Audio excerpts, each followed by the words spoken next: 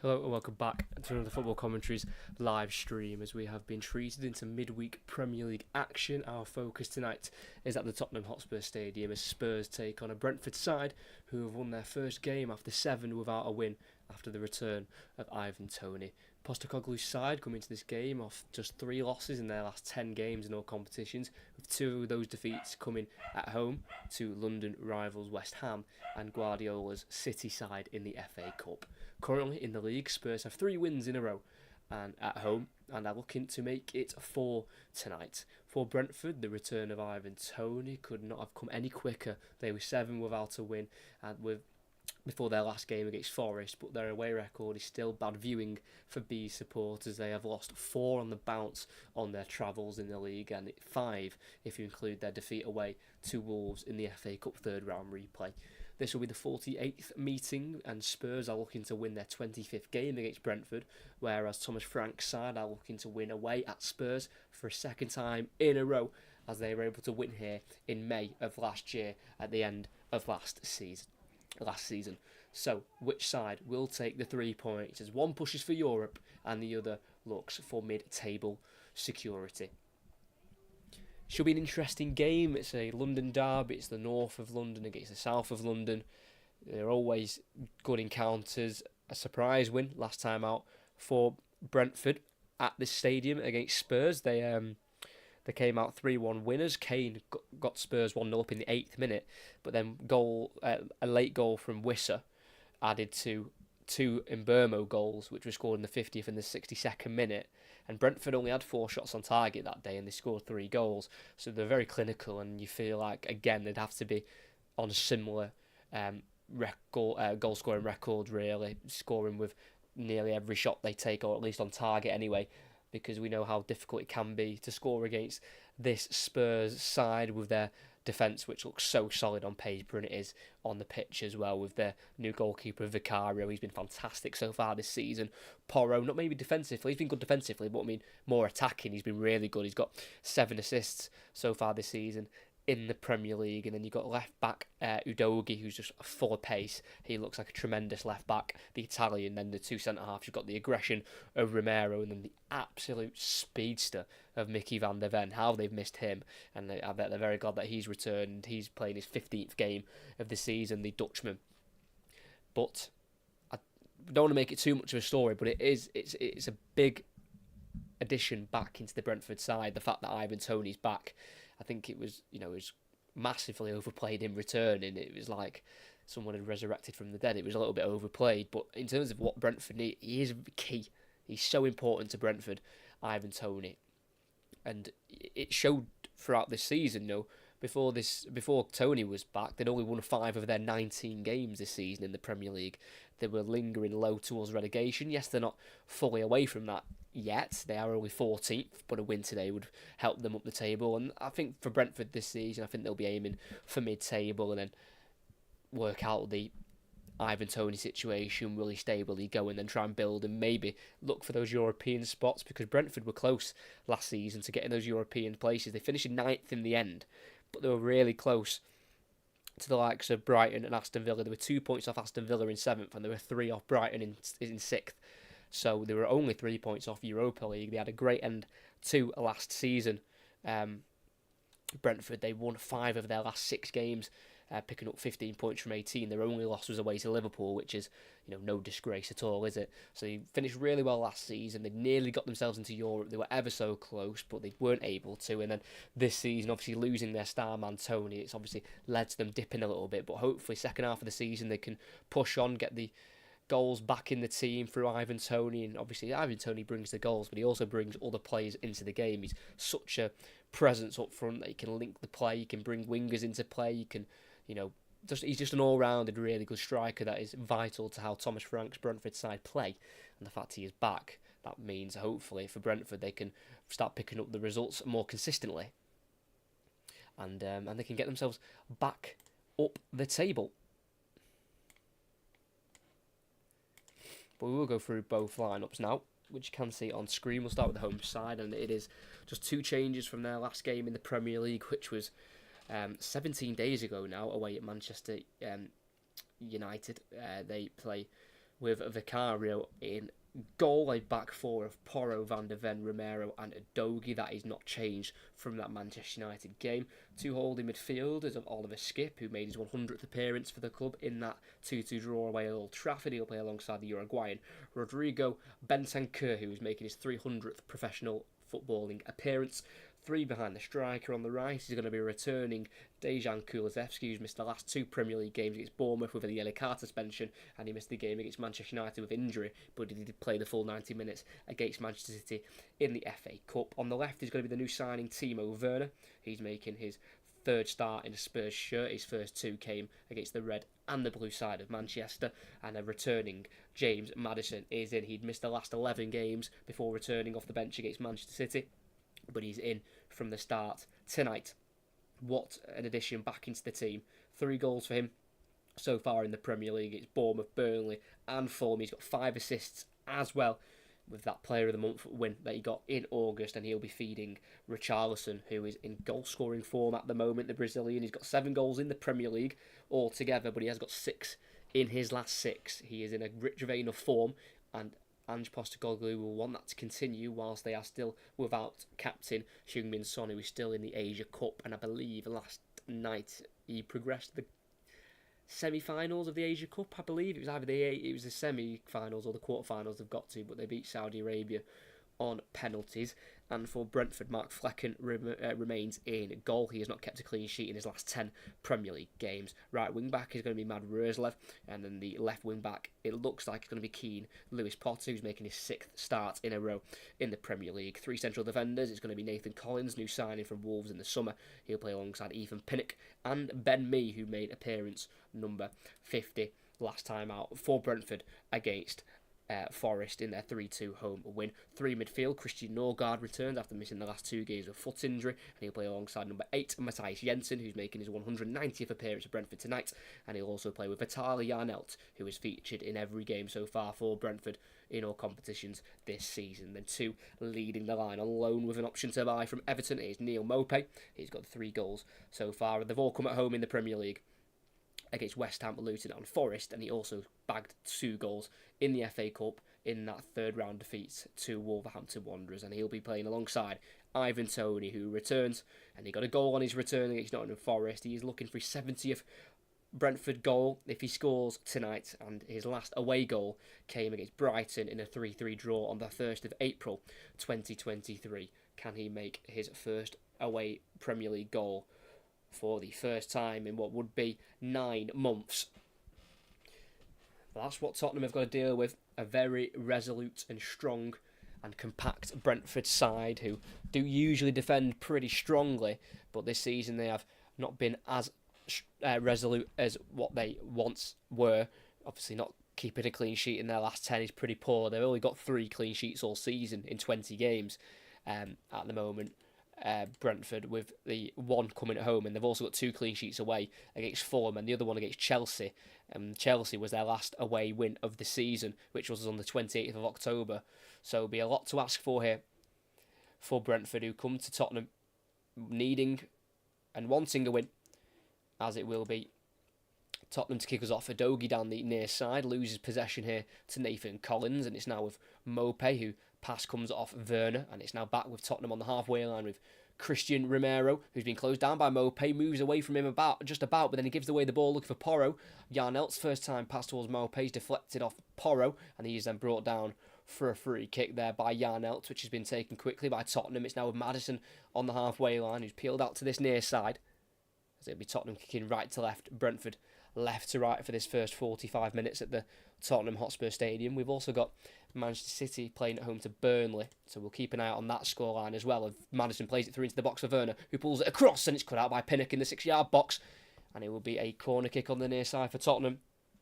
Quick start there. James Maddison straight back in the starting 11, making things happen for this Tottenham side. It was a great ball through for Werner, who may have just been offside. It would have been a tight call, but the ball across, looking for Kulusevski, was cut out there by Ethan Pinnock, and it remains 0-0 after just over a minute of play here at the Tottenham Hotspur Stadium. A free kick has actually been given for that offside on Werner, so it'll be a Brentford free kick as they send it into the Tottenham half, but there's a foul there on a Tottenham player, and then there was a bit of afters between Porro and Tony, and a few of the players have got involved, a bit of pushing and shoving. It's all fizzled out rather quickly.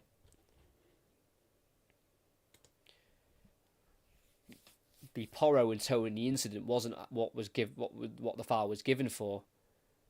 I think the foul was given on Mope pulling down Romero, but then once the ball was still in the sky, Porro and Tony had a little bit of pushing and shoving themselves. It's all fizzled out, smile and a handshake. We can all move on, but it will be a Tottenham free kick on the halfway line with number 17, Christian Romero, who has scored against Brentford so far this season in the 2-2 draw when these two teams last met at the GTEC Community Stadium, where Christian Romero got the scoring underway, made it 1-0 in the 11th minute. And it'll be with Bentancur forward towards Udogie. Touch finds Maddison in the centre circle, shifts it out to the left here to Van der Ven, who will stride forward from centre-back into the Brentford half, and he lays the ball off here for Werner.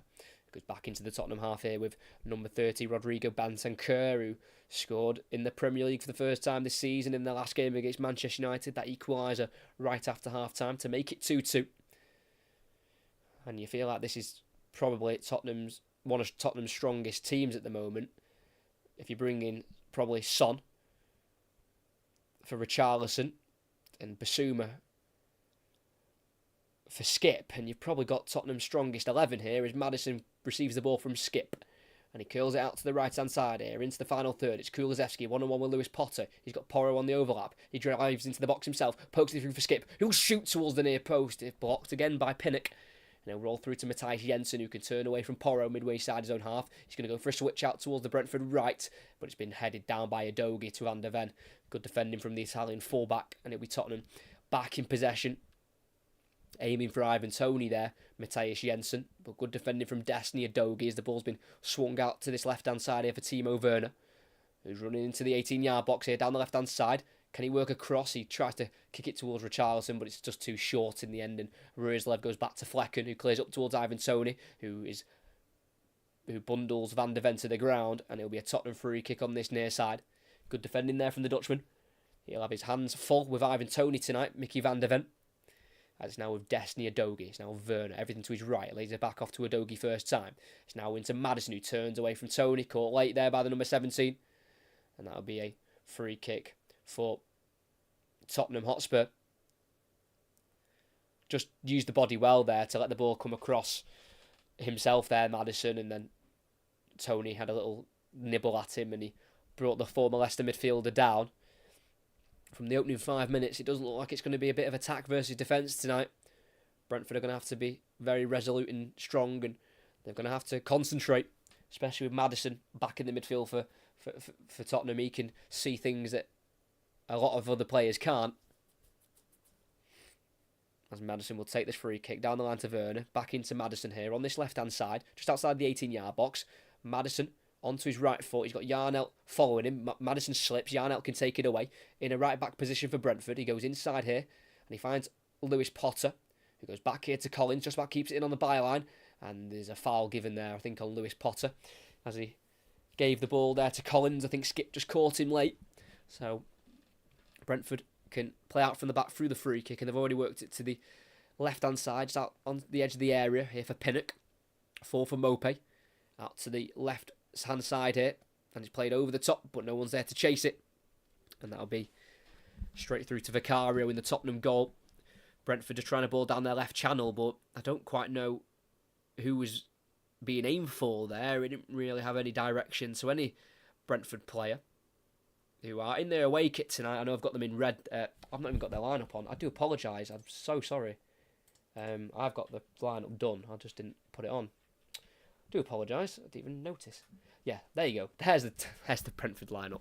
As you can see on screen, they are in their red, but they are in their blue and almost like mint shorts strip tonight. Skip plays it through. In behind for Kulusevski. He's got the better of me. Kulusevski enters the box, tries to shoot. That's really well defended there by Matthias Jensen.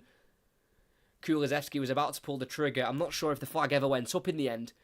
It was good play from Porro. Turned away from Lewis Potter. Then found Richarlison up front, who laid it off for Skip. Then in behind for Kulusevski. Got there ahead of me. Entered the box. And as he was about to shoot, Jensen from midfield just in time got back to stop him from shooting, and the ball eventually deflected back to his goalkeeper.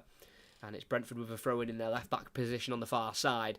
Seemed like it was going to be only one result there, and that was going to be a Tottenham goal for Kulusevski, but he couldn't quite find the shot in the end. He's making his 80th appearance tonight for Tottenham. Dejan Kulusevski, 23-year-old now, as they're throwing down the line for Brentford, flicked on by Mopé, only as far as Bentancur, about 10 yards inside the Brentford half. He shifts it to the right looking for Romero. Lazy pass, finds Ivan Toney instead, who on the halfway line lays it off for Norgard, then through for Mopé, who I think just about timed his run right here on the left wing position. He's got an overlap of Yarnell, finds him, byline, crosses, loops in the air off a deflection into the hands of Vicario. And it's going to be Tottenham back in possession with their 6'4" giant of a goalkeeper, Guillermo Vicario. Just sloppy giveaway on the halfway line by Rodrigo Bentancur. Short pass looking for Romero, and Brentford tried to counter-attack, and they did it quite well, finding Mopé, who fed the run of Yarnelt, but the cross was deflected and into the hands of Vicario, who finds Werner, 1-2 with Richarlison, down to Udogie on the halfway line, driving forward, down the Tottenham left, plays it into the space for Werner, who will get there ahead of Roerslev. Werner with a low cross towards the near post, again cut out by Pinnock, and he plays it to Roerslev, who needs to shift it away quickly, blocked by Richarlison, falls to Udogie here, inside the area, pulls it back, can't find Kulusevski, cleared by Norgard, finds Toney, first time pass from Mopé, can't keep it under control, gives it away to Romero, and Porro goes back to Vicario, and once again, Tottenham are back in possession.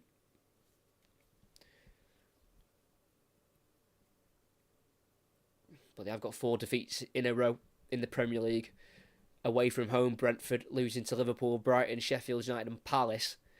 Then their last win away from home was Chelsea at Stamford Bridge, 2-0, 28th of October. So it's been a long, long time since they last won away from home here, Brentford. Just the 2 wins altogether away from home this season in the Premier League. The other one was against Fulham, one of the first games of the season. So they do struggle on their travels so far this season, Brentford. That is for sure. They only picked up 5 away wins as well last season. One of them to Spurs. Their last one, in fact, was to Spurs. And again, obviously, they're struggling away from home, which is definitely an issue for Thomas Frank, who is in charge of his 97th Premier League game tonight, as Werner on the byline crosses towards the near post, straight down the throat of Mark Flecken in the Brentford goal. He's had a good start on that left-hand side of Werner. It's just his crossing hasn't quite been on point yet. Not found a teammate with any of them, but he's making the right runs and he's finding the right spaces on that left flank, taking on Mads Roerslev really well there, the Brentford wing-back, as it will be the away side to try and build from the back here. Mopé volleys it forward. Toney does bring it down, lays it back off to Mopé, then forward to Lewis Potter, who's broken behind the Tottenham defence. Questions of offside. Can he get a cross in here? He chops beyond Van der Ven, pulls it back for Mopé, who takes the touch, it gets away from him, and then he fouls Skip, and that'll be a free kick for Tottenham. Again, I don't know if there's a free kick for the offside. Let's have a look. It was well built there. Mopé finding Toney, who kept the ball away from Van der Ven, and I think Lewis Potter had just strayed offside in the Tottenham half.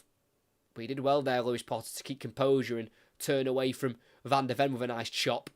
And then the ball to Mopé was fine. It was the Frenchman's touch, which was poor. And we are back underway here with Oliver Skip, midway side the Brentford half. He goes back here to Bentancur, and then out to the left to Udogie in his fluorescent pink boots. And there's now Maddison again.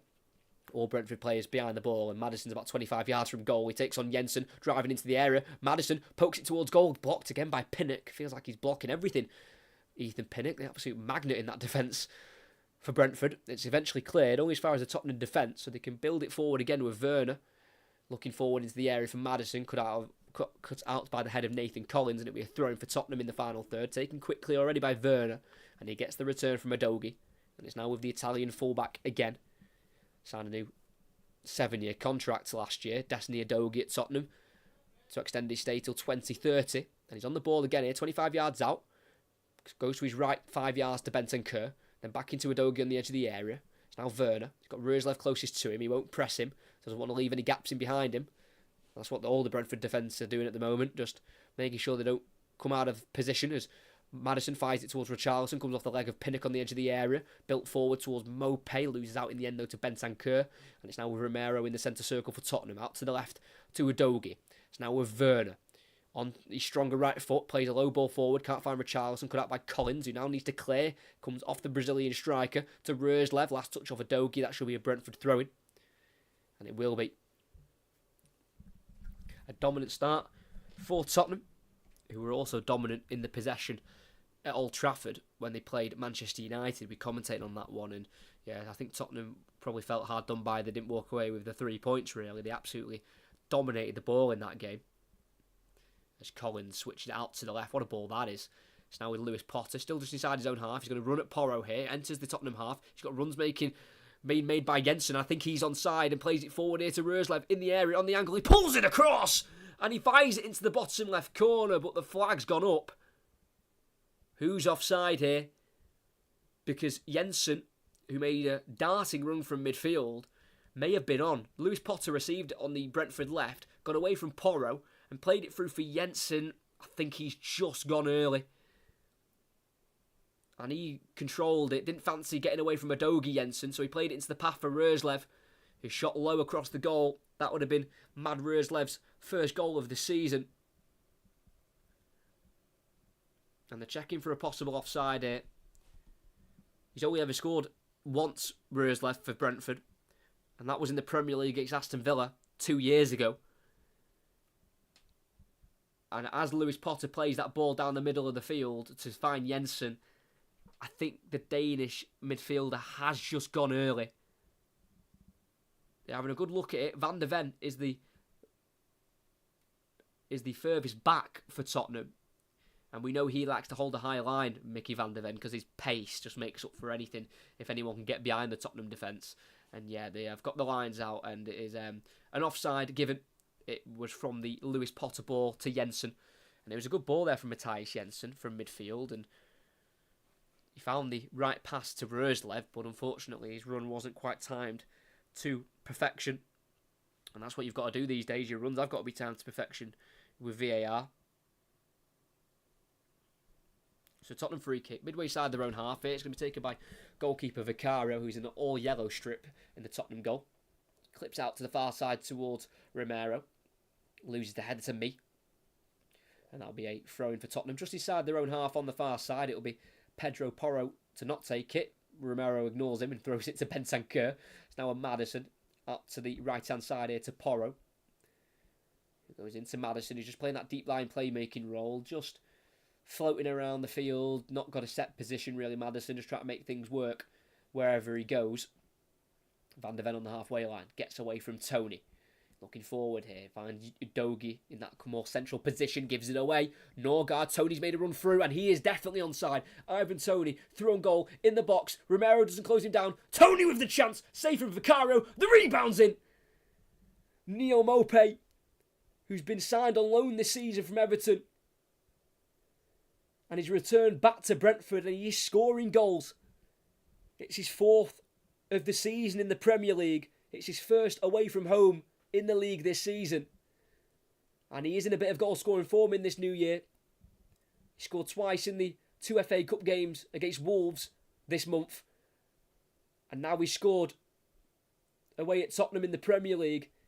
And you feel like that's been coming for the last couple of minutes. Brentford have got him behind a couple of times. And more often than not, they were caught offside, but Adogi giving the ball away. Right on the halfway line, found Norgard. And he just about played it through for Tony down that right-hand side, who had all the time in the world to have the shot because Romero backed off him because he was trying to track the run of Maupay. And Tony had the shot. It was a powerful one, but straight at Vicario, who could only parry it into the path of Maupay, who almost slipped on it and bundled it home. Romero couldn't clear. Maupay slipped. It came off his right leg, his right foot, and then I think off Romero as well. And eventually it trickled over the goal line and into the back of the net. And here at the Tottenham Hotspur Stadium, it is Spurs 0, Brentford 1. Don't know if you can count that as a Tony assist. His shot was the one that was saved and it fell to Maupay. But it is the Frenchman to score. Like I say, it's his 6th of the season for Brentford, after returning on loan in his first spell at the club, where he played for them in the Championship. He got 41 in 95 games. He's now got 6 in 18, and they've won it again on the halfway line. Jensen taking it off a Dogie this time, and he plays it across the area. Can't find Norgard, cut out by Benson Kerr, and it's now with Skip to right back Porro, then back forward to Skip again, midway side his own half. He's got Norgard covering for Brentford, and he takes down Skip, and he's going to be given a yellow card there. Free kick for Tottenham. So 1-0 to Brentford. Like I say, the last couple of minutes, that was coming, that counter-attack. It was only a matter of time until Brentford got one right. And Udogie giving it away poorly in that midfield area, which he likes to drift into from left back. If you are new, you could like and subscribe, that'd be fantastic. You can also become a member now, which is very exciting. You don't have to, it's a £5 a month. And we are working on, I just need to sort a few things out. But with that, you'll be getting 2 weekly podcasts on Wednesday and Friday. Members only, so if you're interested in any of that, then you can join. That'll be really helpful. You don't have to, there's no pressure, but the option's there, and you do get 2 weekly podcasts a week, but that should be starting hopefully next week. And you also get stickers and emojis you can use in the chat as well. So yeah, if you want to, that's fine. If you don't, then if you keep liking and subscribing, that helps just as much. But here at Tottenham Hotspur Stadium, it's 1-0 Brentford. Mopé with the goal after a Tony shot was saved by Vicario, and Romero couldn't quite get there ahead of the French striker, but it'll be Romero to try and build something here from the back, playing it out to the left here to Udogie, 25 yards from goal, goes to his right here to Bentancur, lifts it into the area, looking for the run of Porro, it's headed towards goal, and it's an easy catch in the end for Flecken. I'm not even sure if it was Porro who won the header there. He was challenging, I think, Will Lewis Potter, but the main thing is for Brentford that the ball fell into the hands of their goalkeeper Mark Flecken. And it remains 1-0. Flecken drops it to the floor and kicks it up the field. It's a long one. It's right on halfway. Looking for Tony. Header won by Van der Ven as Manchester City have taken the lead at Burnley. Alvarez with the goal. Against Burnley, should I say. It's not at Burnley. It's at the Etihad there. Alvarez with the goal. As it's Romero across to Van der Ven. All Brentford players are behind the ball. As they've got it out to this near side to Udogie. It's now Timo Werner just on the edge of the final third. He plays it down the line for Udogie towards the byline. Low cross in. Deflects into this guy off Jensen. It's now over Richarlison. Loses out to Roerslev. Now Nathan Collins on the corner flag. He can clear it down the Brentford right. Tony will chase it. But Van der Ven on the halfway line will get there first. And it is a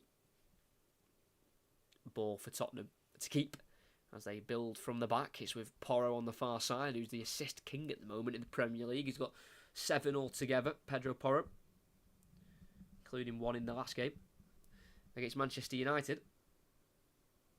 That's Udogie driving into that midfield area, overruns it, and then catches Norgard, and that'll be a free kick for Brentford, who had lost their last 5 in a row in the Premier League before that Forest game, which is quite a horrid run as they try and play a ball through and in behind for Roerslev in the Tottenham half, but he can't quite keep it in. Out of play for a throw for Tottenham. They've worked it into their 18-yard area to Vicario. It's now with Porro being closed down by Yarnelt. Helps it down the line to Kulusevski. Then back into Porro. Lifts it up towards Skip. Nods it into the path of Kulusevski. Cut out by me. Only as far as Skip. Inside for Richarlison. Across to Maddison on the halfway line. Who outside of the boot. Curls it out to the left-hand side here to Werner. 1-on-1 with Roerslev. He's isolated the wing-back into the area. Goes on the outside. Left-footed low ball. Comes off Roerslev. And he can get it to Jensen, who cannot keep it away from Werner. It's now with Maddison on the edge of the area. Across to Bentancur, who's going to let fly as he dribbles into the area. And then the shooting opportunity goes. He finds Werner on the edge of the area, who shoots, it deflects. It has to be tipped behind. That deflection nearly got the better of Mark Flecken, but he was able to get across his goal and palm the ball away from that bottom left corner. Werner with the shot. I don't think it even took a deflect. I don't know if it took a nick off anyone. It was just a very slow attempt. I thought it changed direction. No, Pinnock, I thought got a little nick to it with his toe, but went straight through. It just lacked the pace there from Timo Werner.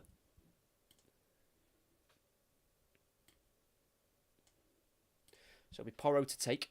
An in-swinger, right-footed, into the 6-yard area. Goes to the far post towards Werner, who nods it wide.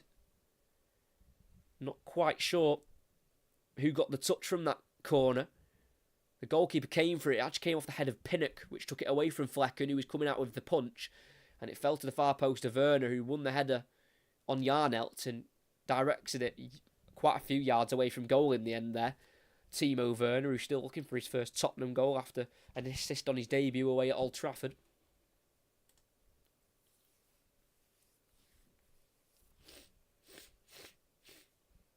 So it's a ball out to the left-hand side here for Brentford, into the area, looking for Tony. Couldn't quite get his foot around it there, Lewis Potter. I think he went for the outside of the boot cross in the final third. It went just straight and out of play for a goal kick for Tottenham, which has been taken by Van der Ven to his goalkeeper Vicario, who will be pressed here by Tony, but he clips it out to the right-hand side, does he? Oh, no, the referee's given a foul there off the ball. I think Rodrigo Bentancur was pulled down there by Christian Norgard, so it's a free kick on the edge of the 18-yard box for Tottenham, which will be taken by Romero.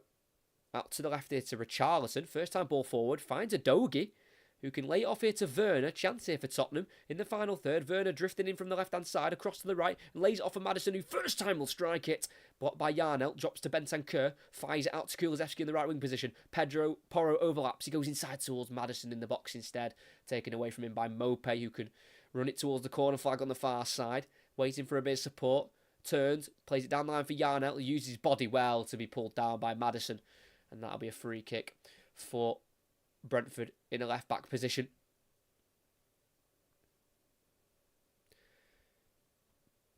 Felt like Kulusevski could have maybe pulled the trigger there, but he went for the pass instead towards Maddison.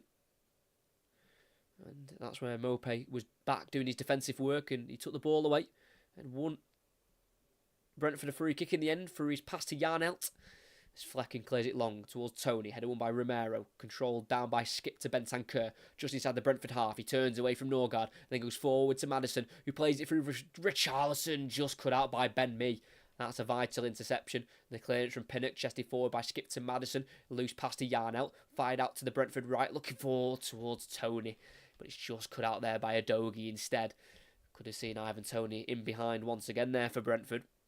He was looking for his 70th goal for Brentford. He nearly got it with the shot that resulted in the goal. It was saved by Vicario, and then the rebound was bundled home by Mopé. It's now Kulusevski. Back inside to Porro. 25 yards out on the angle. He crosses towards the far post, and in the 6-yard area, Flecken comes and collects. Plucks it out of the sky. The Dutch goalkeeper, who's played 6 games for his country. Not played any of the last 4, though. But he has got 6 caps for the Netherlands. And it's Jensen for Brentford. And it's 2-0 to Manchester City. Alvarez with both. And I think I've taken him out of my fantasy team. Brilliant. So it's 2-0 there at the Etihad. As you'd expect, probably. As Flecken drills it up towards Tony. He does chest it down. And Jensen can't quite keep it away from Bentancur. And it's now inside here to Maddison. Bit of afters between Bentancur and Jensen as Maddison plays it through towards Kulusevski. Touch for Richarlison. 22 yards from goal. And oh, it's not gone in. It hits the framework from behind the goal. And it looks like it wrapped its way into the top right corner there. He's really hit that well, Richarlison. Got his boot around it. Bit of curl towards that top right corner. And it just came off that stanchion at the back of the goal. And it went across the goal, so it looked like it might have just nestled in, but fortunately for Richarlison, it just went wide. Mentioned it before, but he's in great goal-scoring form, Richarlison. 6 in his last 6 in the Premier League. It's now his 7th start in a row as well.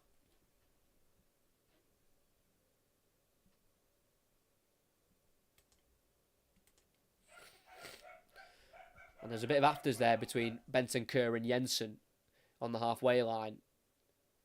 I think Bentancur thought that Jensen went for him a little bit, so there's a bit of pushing and shoving after it, and a few words from both exchanged, and it's just the referee trying to just nullify any tension or any aggression that could maybe spill over a little bit into the game and have a negative effect.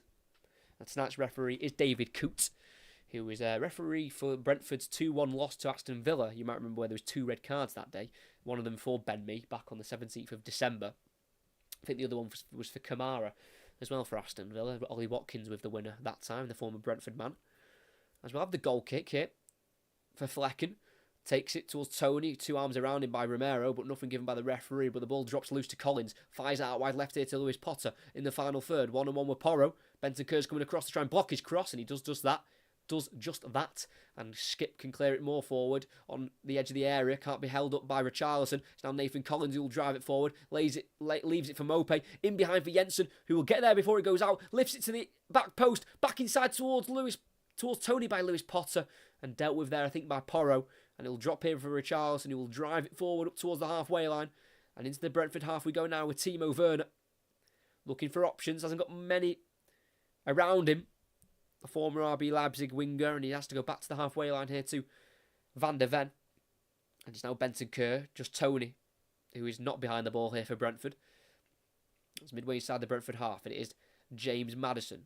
Curls it across here for Porro. Again, just finding those pockets inside from fullback, and he crosses, headed away by Collins, back towards Porro, who heads it backwards there for Romero, and it's Tottenham who were back in possession on the halfway line. Obviously Tottenham were 10 unbeaten in their first 10, 8 wins and 2 draws, got 26 points from 30. But since then, they've only been able to pick 14 points up from their next 11. Currently on 40 points at the moment. There's Udogie. Plays it into the area for Richarlison. Back to goal. Can he try and turn forward? He'll play it across instead towards Jensen, who can deflect it backwards to Pinnock, who will then eventually clear for Brentford.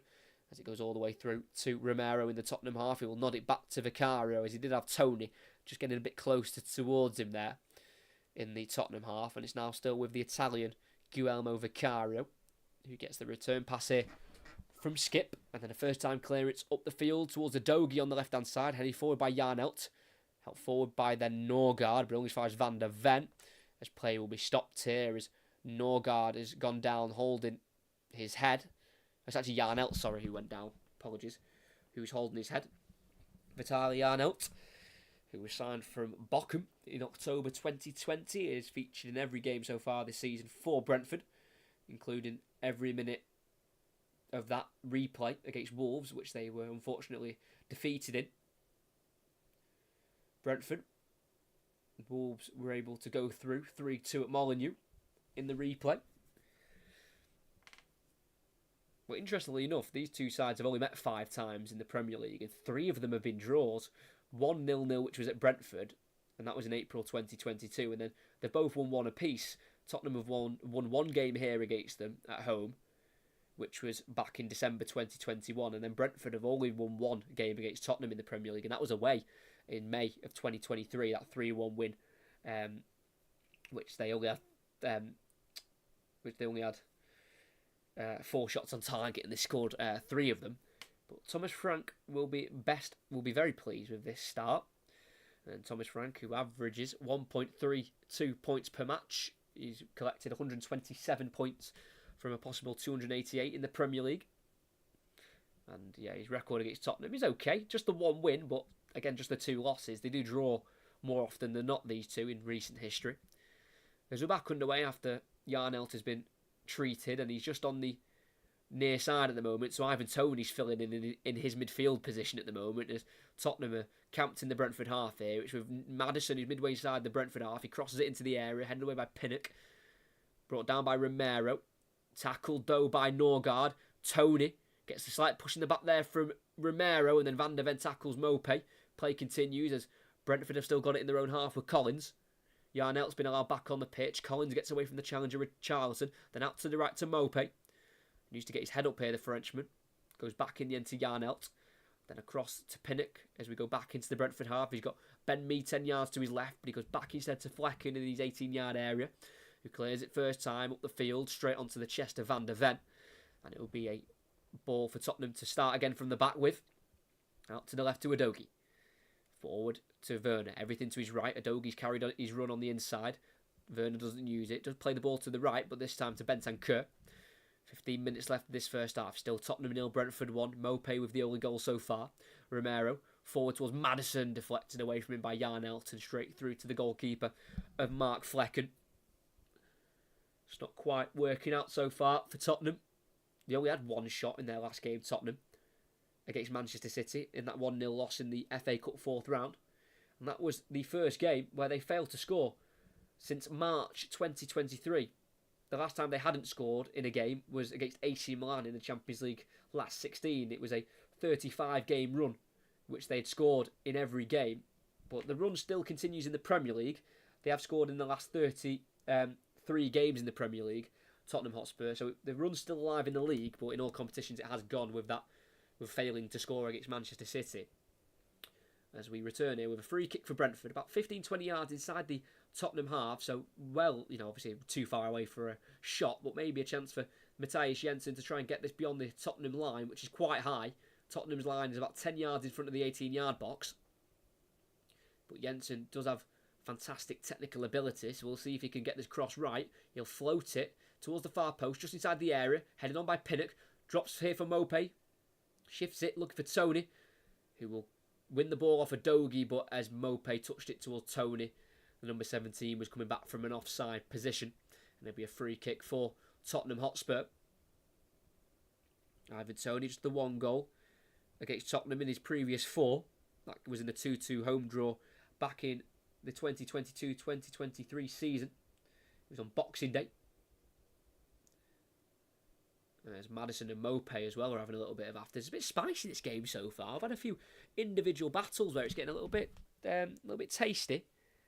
A lot of pushing and shoving and quite a lot of animosity it feels like on the pitch at the moment, especially more so for Tottenham with the fact that they're trailing at the moment as Vicario pings that ball straight out of play on this Tottenham near side, right in front of Thomas Frank. So it'll be a throw for Brentford just inside the Tottenham half, and it'll be Nathan Collins to take it. The last time we commented on Brentford, they lost at home to Wolves, and Nathan Collins made a handful of mistakes, and that throw-in hasn't quite gone to plan. Dealt with by Van der Ven as he heads it to his goalkeeper here, Vicario. Rolls it to Benson Kerr. He's got Norgard on his back. He can find Van der Ven to his left. Charges away from Tony. Loses out to Norgard. Pulls down the midfielder, and that'll be a free kick for Brentford.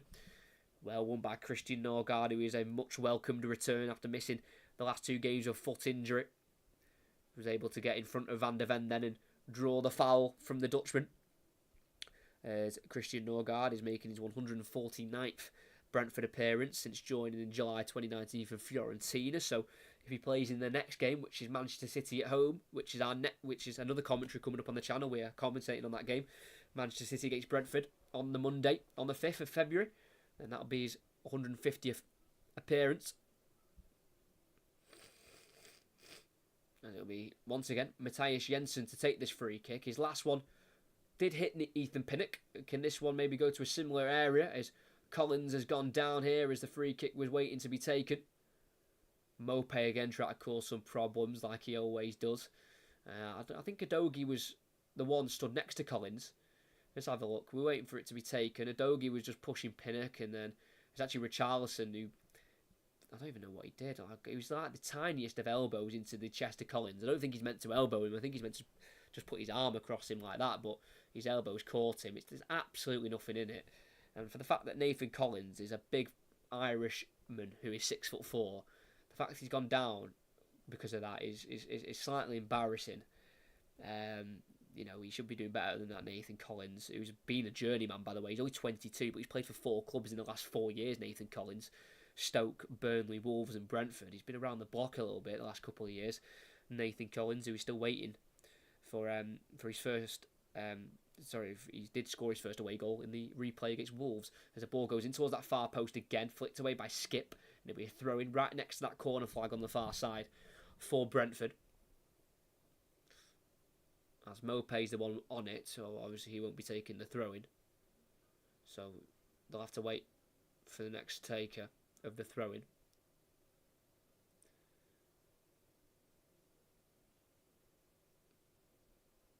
So it will be Jensen to take the throw-in, the midfielder, which is strange. He usually goes. Does he have a long throw? Matthias Jensen with a long throw. I would never have known the number 8. Here we go. Launches it in. Yeah, finds the 18-yard box. Header won by Richarlison. Drops to the edge of the area to Roerslev. Nods it back forward. Comes off Benson Kerr. Still in the air. Norgard nods it down here for me. Through towards Mopey, who controls it. Deflects across towards Collins off Skip. And that'll run through for a corner. And that's a big chance for Brentford. Even Collins there saying how close that was. It was just a few inches away from him. As Brentford are causing more problems for Tottenham than Tottenham are causing problems for Brentford, that is for sure. It's a corner on that far side. It'll be the number 8 Matthias Jensen to take it. It'll be an in-swinger with his right foot. And they are crowding the 6-yard area. And I wonder why. Tottenham's last goal they conceded was through a Vicario mistake, not being strong enough on Ruben Diaz. And then some of them are backtracked away from the edge of the area. Jensen does put it on the goalkeeper, who can punch it away on the near post. Falls in the area for Lewis Potter. Back out to the left to Jensen.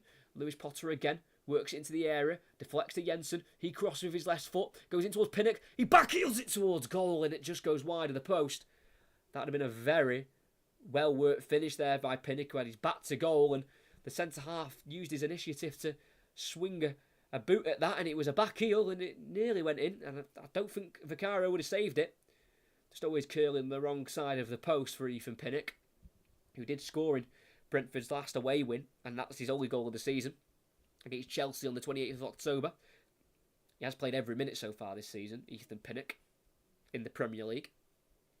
It's Tottenham's chance to counter, but Maddison can't find Richarlison, swept up nicely by Ethan Pinnock, and it's now with Flecken.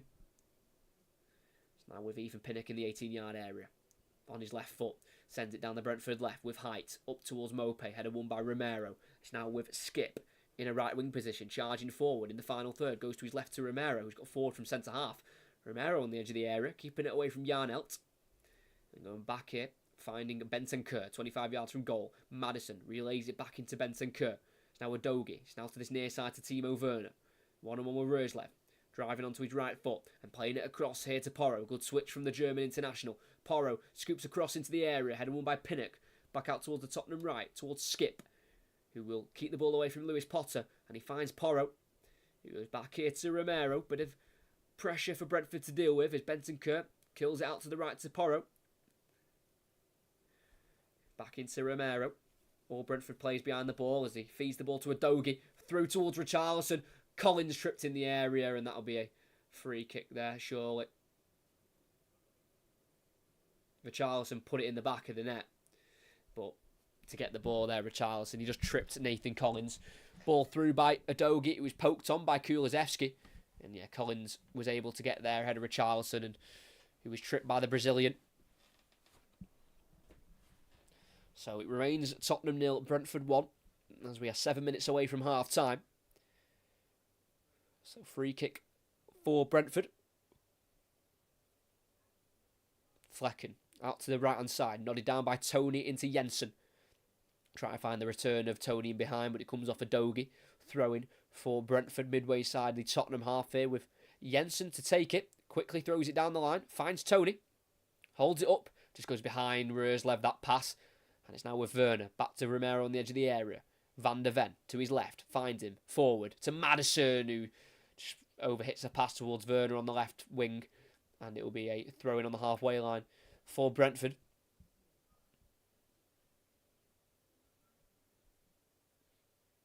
But Spurs have lost their last two Premier League London derbies at home. 4-1 to Chelsea and 2-1 to West Ham. And they're currently 1 down at the moment to Brentford as Roerslev try to keep the ball away from Udogie and Bentancur, but he's tackled by the Uruguayan, who will now have to clear the ball in a left-back position. Kicks it off Roerslev, throwing for Tottenham. Still in their defensive third here, they're throwing for Tottenham, which will be taken by Destiny Udogie, the 21-year-old. Throwing, cut out by Norgard, who beat Richarlison to it. Roerslev back into Norgard, forward to Mopé, who dummies it for Tony, who was in an offside position, surely. No, says the referee. Flag stays down. Romero takes it off Tony. Quite a good job he did in the end, because the flag had stayed down. Udogie's clear, it deflects. Cut out by Norgard on halfway. Out to Roerslev, who eventually gets it through for Jensen. Mopé's making a run. So is Yarnelt. He feeds it towards the German. Cut out by Porro. Really key interception. Pinnock keeps it alive as he sends it forward in the sky. Nodded down by Romero to Maddison, who's just been brought down there from behind by Norgard. And that'll be a free kick for Tottenham as they try to take it quickly there, Maddison. Blasting it off Norgard, but didn't really let Norgard get out of the way there, Maddison. So it'll be retaken there. Just getting very tight to Maddison. Norgard, which result saw the free kick be given, and then he's trying to take it quickly, and he's just blasted it off Norgard. As Maddison forward to Porro, lets Kulusevski take over. Tackled by Norgard, loose ball drops to Porro. It's now Maddison on that right wing position. Finds Skip again. Plays it through towards the byline to Porro, who will work the cross in, which deflects, and it loops into the hands of Flecken. And Brentford remain in the lead here as we are edging closer to half-time at the Tottenham Hotspur Stadium. And he kicks out of his hands here, Flecken. It's a high one. It's over the top, aiming for Lewis Potter, and it had to be met by Skip to touch it to Romero. And it's now back to Vicario, to the left back Udogie, midway side of his own half. Good chested touch there by the former Udinese fullback. And he now leaves it for Maddison. About 10 yards inside the Brentford half. He's driving across the field towards the right-hand side, playing a pass to Skip. He's got Porro forward from full-back, and he finds the Spaniard. Porro back into Skip again. Such solid defending here from Brentford. This is Udogie, 22 yards from goal. Plays it to Werner, who's furthest left here for Tottenham. 1-on-1 with Roerslev. Plays it to Udogie. Back into Maddison. Kulusevski forward to Udogie. Cut out by Jensen in the area. It's now Tony who goes down under the challenger. Kulusevski. He's caught by the Swedish winger. And that'll be a free kick for Brentford. Well won there by Ivan Toney, who sees Kulusevski push Mopé to the ground. And Mopé's been on the wind-up all game. Badly, he's been winding Tottenham players up. And I don't even know why Mopé's got to get involved there. Richarlison's now getting involved, telling him.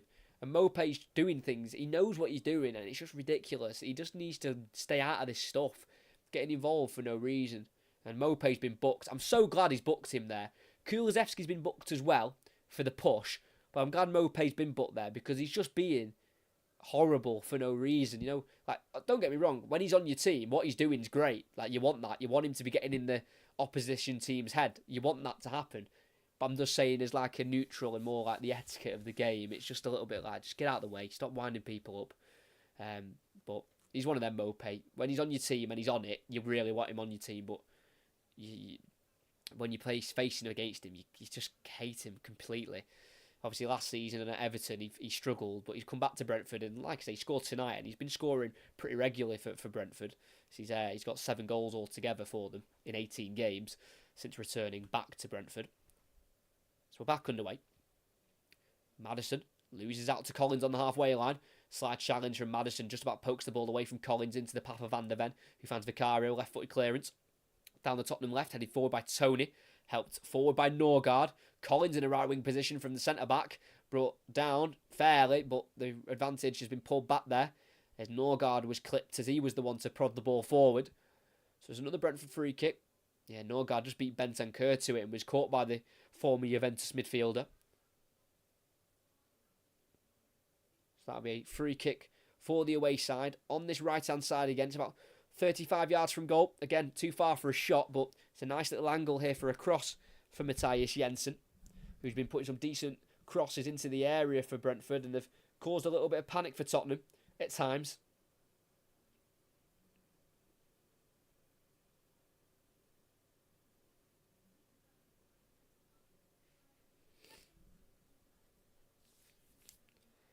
So here we go, Jensen with the chance to deliver. Just a one-man wall for Tottenham, and I believe that is James Maddison. So Jensen will curl it into the area. Tony with a free header, palmed away by Vicario. I don't think he was offside. Good save from the goalkeeper as Werner gets the last touch off Jensen, and that should be a throw in there for Tottenham, and it will be. Tony will be annoyed. I mean, I could be wrong on the replay, but he's got to get that more in the corner. Yeah, too easy for Vicario, right at him at the end, who could easily push that away from goal. Free header for Tony, who beat the offside trap. He's just got to head it more towards the right-hand side of the goal, too close to the goalkeeper. And eventually, Tottenham survive another scare, and it remains 1-0. 10 seconds of the 45 to play. Flecken clears it away for Brentford, and it's sliced out for a throw-in on halfway for Tottenham. They want to take it quickly through Destiny Udogie, as there'll be 6 minutes of added on time here in the first half, as Tottenham are looking to win their 8th home game of the season. They have lost 3 of their 10 they've already played against Chelsea, Aston Villa and West Ham, and all those 3 home defeats were in a row. Obviously, they're off the back of those defeats now after wins against the likes of Bournemouth and Everton as well. Werner driving in the box on his right foot. Pass through towards Udogie, cut out by Collins, who can only kick it out for a throw-in to avoid the corner. It'll be Udogie with the throw-in, taken quickly here into Werner, gets the touch stuck under his feet, but the ball has stayed in. The assistant referee on this near side had a clear view. As Romero, midway side of the Brentford half, all Brentford players are behind the ball as Romero slightly brings it forward and lifts it out to the left to Udogie. Good touch with his chest and fires it out to Werner on the left, inside to Maddison on the edge of the area. Goes across here to Romero. Now into Bentancur. Back out to Maddison. Outside the boot ball, which is deflected through towards Werner. On the byline, Roerslev can clear ahead of him. And that'll be another throw in for Tottenham to keep the pressure going here. As Werner will leave the throw-in for Udogie to take. Need a bit of movement here from the Tottenham Hotspur players. He gets it through Werner, returns it to Udogie. Then back to number 37, Mickey van der Ven, who turns 23 in April. Still got lots of youth on his side. The 6'4" centre-half, as they've worked it to Kulusevski. Inside for Skip, cut out by Ben Mee on the edge of the area, who then wins a tackle on Porro. Mope back into Lewis Potter. In a defensive third, he clears it forward. On the halfway line, headed away by Van der Ven out wide left to Udogie. Good header there by Van der Ven, finding Udogie. He goes inside to Maddison, loses his foot in and tackled by Norgard. Loose ball drops to Jensen, through towards Mope. Tackled by Romero, strides forward, plays it forward, deflects off Yarnelt to Pinnock on the edge of the area, who clears it straight to Porro. So Tottenham will just come again on the right-hand side now. Low ball into Kulusevski, tries to take it on the turn, shows too much of it to me. And that'll be a throw-in for Tottenham in the final third. On the far side, well defended by Ben Mee, who scored in Brentford's last game in that 3-2 win. He made it 2-1 to Brentford, as they did go on and win 3-2, after being pegged back by Chris Wood. Then the winner from Mope in the 68th minute, as the throw-in finds Richarlison in the corner of the box on the right-hand side. He has to leave the box as he's been closed down by Mee. Fires it across to the left here to Werner. Now into Udogie. Little room for Tottenham to work with, as Richarlison loses it. Roerslev clears, but again, there's no one up there to make it stick for Brentford, so they'll just come again, Tottenham, with Maddison, one of the furthest back here for the home side. Again, trying to make things work from that deeper position in the midfield. Romero, through to Kulusevski, on once more towards Skip, well defended against there by Lewis Potter. And he'll play it forward here to Mope, who needs to hold it up and find a pass. Mope, tackled by Maddison, last touch off Mope as Porro kicked it off the Frenchman. That'll be a throw-in for Tottenham, taken quickly to Kulusevski. Can't keep it away from Mee. Lewis Potter, try to take it forward, gets beyond Porro and Romero, and plays it inside to Jensen. Really good winger play there from Lewis Potter. Jensen out to the right to Tony, who will let the ball run through to Roerslev. Tackled strongly by Werner, but it still remains here with Roerslev, but then eventually he loses it to Werner. Good strength there from the former Chelsea forward. That's now Udogie to bring it away. Has to go back to Romero as he was being pressed by Jensen. And it'll be Tottenham in possession. As we've got about 2 minutes left now of added on time. It's now Kulusevski in the final third. Goes back to his left here to Maddison. Forward to Porro. Back out to Maddison. Benton Kerr to Kulusevski. He's the furthest right for Tottenham as he lifts it into the area. Richarlison can't take it on the touch, and it's cleared by Collins. Headed on by Tony. Only as far as Romero, who finds the header to Maddison to his right. Benton Kerr, deflected pass, falls to Udogie off Norgard. Romero again. So difficult to get through when a defence is sat so deep and so compact. Very tight-knitted in the defence, not leaving many gaps for Tottenham to exploit. As Werner on this near side receives it forward towards Kulusevski, cut out by Collins. It's now with Tony. He's back to the Tottenham goal. He fires it to the right to Jensen, who's tackled strongly but fairly by Skip. And now with Werner back into Skip on this near side. And Tottenham, who are looking for an equaliser before the break. Benton Kerr out to the right-hand side. It goes behind Porro. And through for Keane, Lewis Potter, who will have the ball here on the far side. It's now back with the goalkeeper Flecken from Mee. Flecken clears it first time out to the Brentford left. Headed on by Norgard. Touched down by Lewis Potter, but always finds Porro, who can't find a white shirt. Yarnelt, Lewis Potter. It's now with Norgard midway side his own half. He's going to lift it in behind, down the left-hand side. Lewis Potter will chase it. Porro will win that race and play it back to his goalkeeper Vicario. And it's Tottenham back in possession. 30 seconds left of added on time.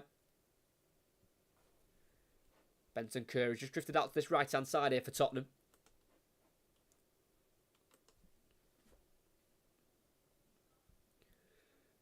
Romero. Across to Udogie. All Brentford plays behind the ball as we're midway inside the Tottenham half. Bit further forward now with the pass to Werner.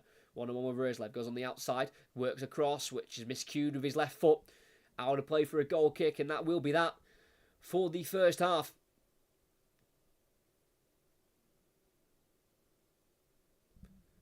And at the Tottenham Hotspur Stadium, it's Spurs 0, Brentford 1.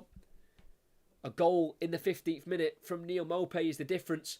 A few minutes before the goal, Brentford have tried to get in behind a couple of times, but were caught offside. But this time, when the possession was lost on the halfway line through a Dogie, the ball was played down the right-hand side, I think by Norgard, found Ivan Toney, who had obviously just peeled out to the right-hand side. He dribbled through on goal, entered the box. He wasn't being closed down by Romero because he was trying to watch the run of Maupay.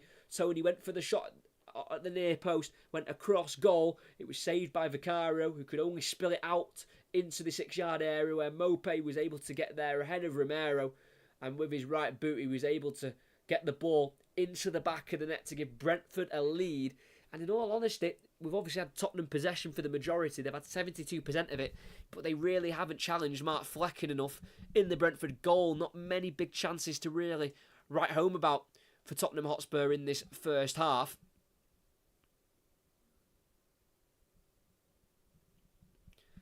And at half-time here at the Tottenham Hotspur Stadium, it is Tottenham 0, Brentford 1.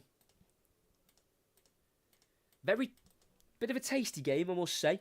We had a few nibbling points, few bites from a couple of players, mainly from Neal Maupay, just winding up the Tottenham team. And we've had other incidents which haven't involved Neal Maupay. We had Benton Kerr and Jensen having a little bit of a tussle.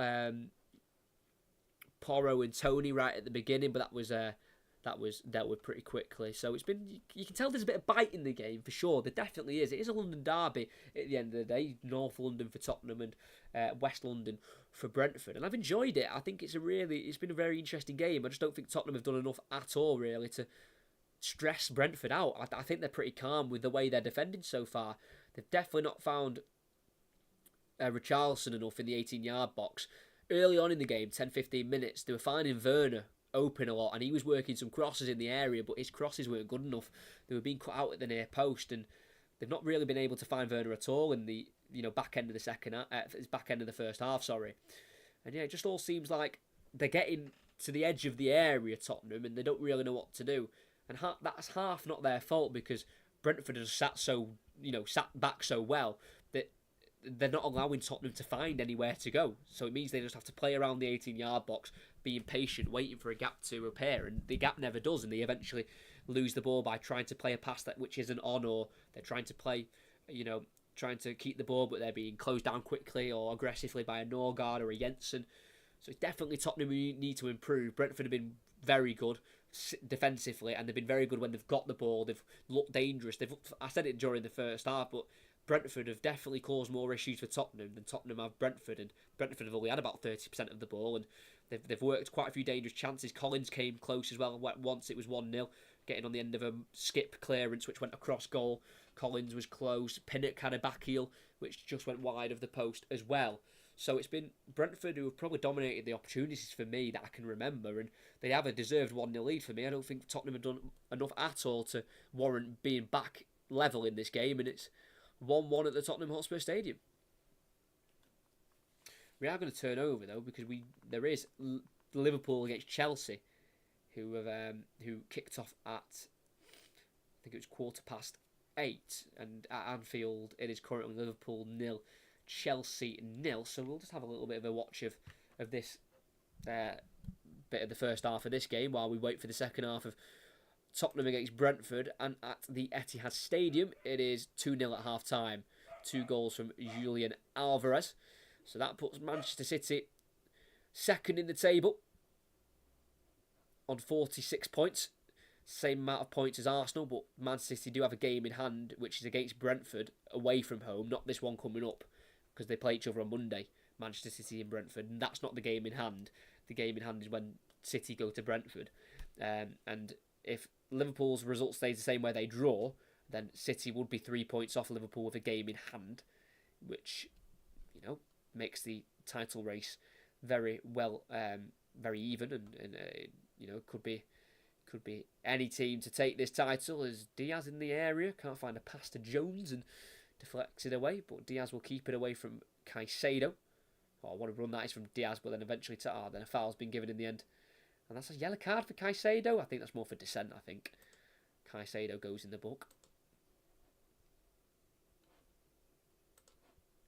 Thank you to everyone who is here. If anyone does leave for half time, make sure you do come back for the second half, as Tottenham have got to come out and try and solve this Brentford puzzle, which is very challenging for them at the moment.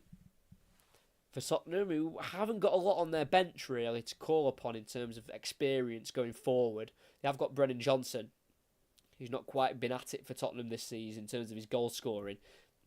He's only scored the one goal, and that was away in a defeat to Wolves back in November. And he had started 9 of the last 10 league games, Brennan Johnson, but he was dropped to the bench tonight as Maddison returned as that free kick from Liverpool was flicked on and behind for a goal kick for Chelsea. But if we're looking back at this Tottenham-Brentford game, Brentford was on a run of 14 games unbeaten in London derbies, which I think is a fantastic run. But unfortunately, that unbeaten run came to an end, and they've lost their last 2 London derbies in a row to Arsenal at home and to Palace away. So after such a good run in these London derbies, they've kind of took a backward step, and they have lost their last 2, but they are winning this one. So hopefully for Brentford, they could get back on their winning streak in London derbies. And yeah, for Tottenham, they've lost their last 2 London derbies in the Premier League, Chelsea and West Ham. They haven't lost 3 London derbies, Tottenham, in a row since April 2004. So they don't usually go on bad spells against their neighbours in London, usually. But Tottenham have struggled in the past against Brentford. In the recent past, Brentford are currently 4 unbeaten at the moment against Tottenham. A win against them in May 2023, and then 3 draws, which have all come at the G-Tech Community Stadium. So they're on a good run at the moment, Brentford against Tottenham, and we did see another draw between these two at the start of the season, which was also 2-2. Romero scored in the 11th minute, and that was cancelled out by an Imbermo penalty on the 27th minute, and then Wissa made it 2-1 to Brentford in the 36th, and then right before half-time, Emerson Royale in the 4th minute of added on time in the first half equalised for Tottenham, and it stayed 1-1. It stayed 2-2, until the end.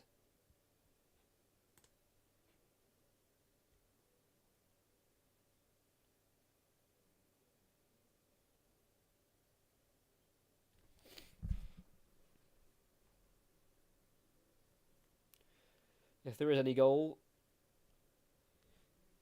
goal in this Liverpool-Chelsea game, I will 100% let you all know who is still here. As we just do wait for the start of the second half of our game between Tottenham and Brentford, which is 1-0 to Brentford. As you can see, 2 wins in a row away from home for Brentford at Tottenham if they can come through with the victory. It'd be a great victory. We're not going to get a 0-0, which I always love. I hate 0-0s around here. But that win for Brentford away at Tottenham last season was their first away win against Tottenham since March 1948. They had not won in their last 14 away from home at Tottenham Brentford, and it looks like the tide is turning in this fixture for the Bees, which the Brentford fans will love, because you never want to really be struggling against a London rival, and they're not at the moment. They are more and they are doing more than making Tottenham work when they come up against each other.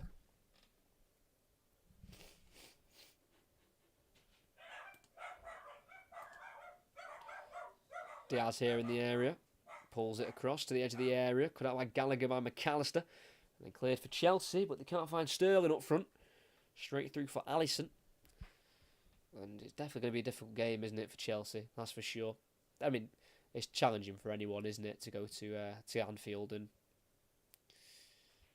win. They haven't lost at home since the Champions League last 16 to Real Madrid last season, and they haven't lost in the Premier League at home since Leeds, which I think was October 2022. So they don't lose very often at home, do they? Yeah, Liverpool don't lose very often at home.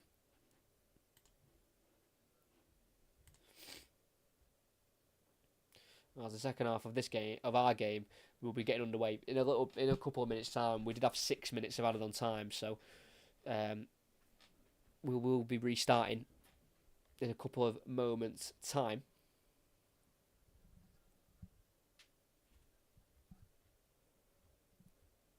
just a lot of Liverpool possession, but inside the Chelsea half.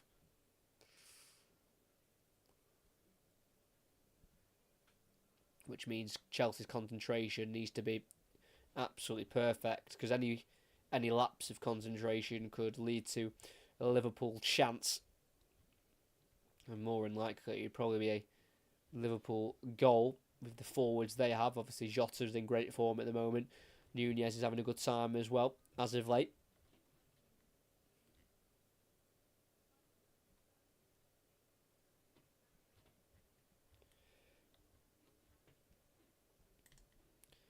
As we are still waiting the second half of Tottenham against Brentford, as Tottenham had won their last 3 in a row in the Premier League at home. Obviously did lose their last home game, which was a Friday night to Manchester City, a 88th minute winner from Nathan Ake, which was a little bit controversial. There was players who were complaining that Vicario should have had the foul from Diaz, but it wasn't given, and I think it was rightly given. I'm a goalkeeper myself, and in that situation, you've just got to be stronger, because goalkeepers know they're so protected. They can sometimes almost look for the foul, and I feel like that's what Vicario was doing. As Nunez strikes it, what a save from Petrovic, who tipped it onto the post there. Nunez nearly getting another goal for himself. Ball over the top by Canate. Great ball finding Nunez. Got in between Silva and Disasi and shot the ball across goal in the area with his weaker left foot. And it was well saved by Petrovic, who didn't get the strongest hand to it, but just enough to keep it out.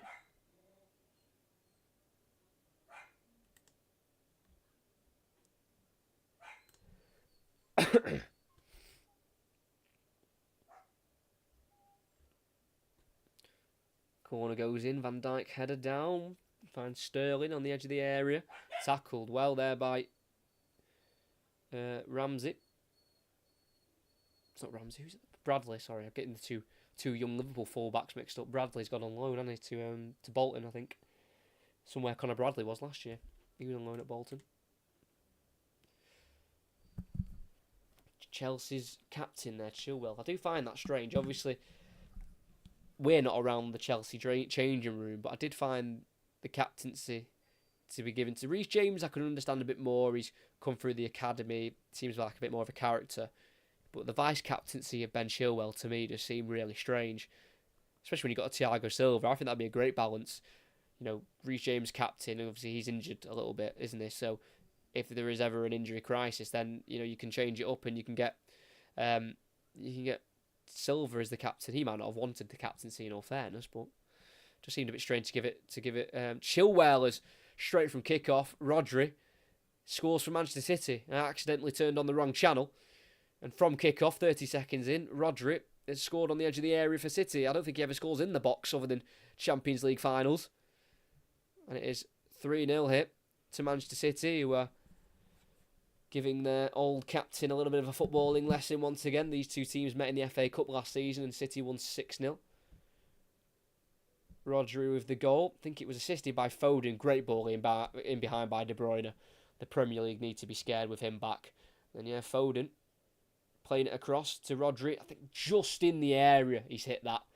And he got it beyond James Trafford, the former Manchester City goalkeeper. And it's 3-0 at the Etihad.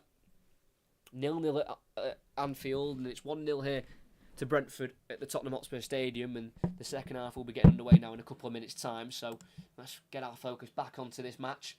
And it's Neil Maupay, the current match winner at the moment, as the Tottenham players are welcomed back out to the Tottenham field of play,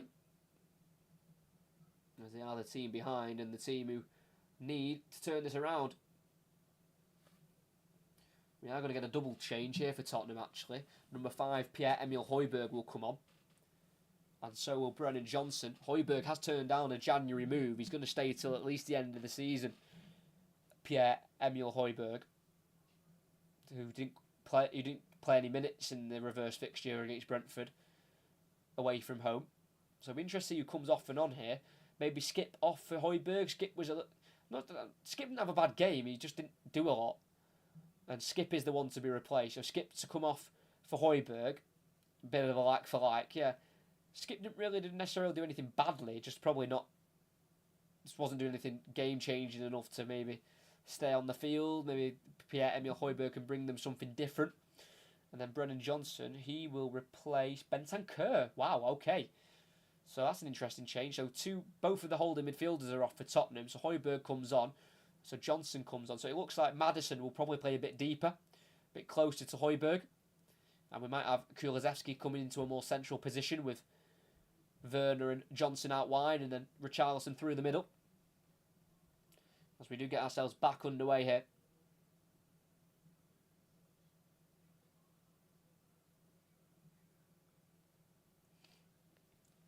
So it's Tottenham to kick left to right, Brentford right to left towards their away supporters. Nathan Collins going back to Norgard, lifts it into the area towards Lewis Potter, who will get there ahead of Porro. Has to leave the 18-yard area. He's now in one-on-one with Porro.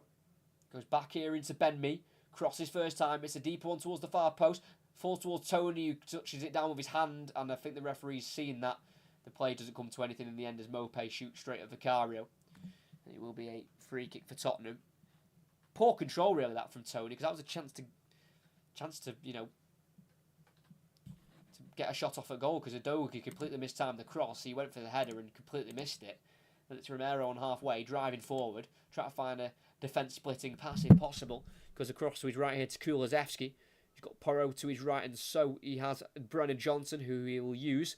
He fires it back into Kulusevski. Enters the area. Tries to get beyond Ben-Mee. Tackled by the man himself.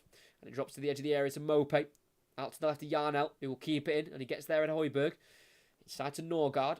Forward to Mopé, who turns away from Højbjerg. Goes down under the challenge of the former Southampton midfielder. And that'll be a free kick for Brentford on this near side, inside their own half. Well won there by Neil Mopé, the current match winner at the moment, as they play it quickly.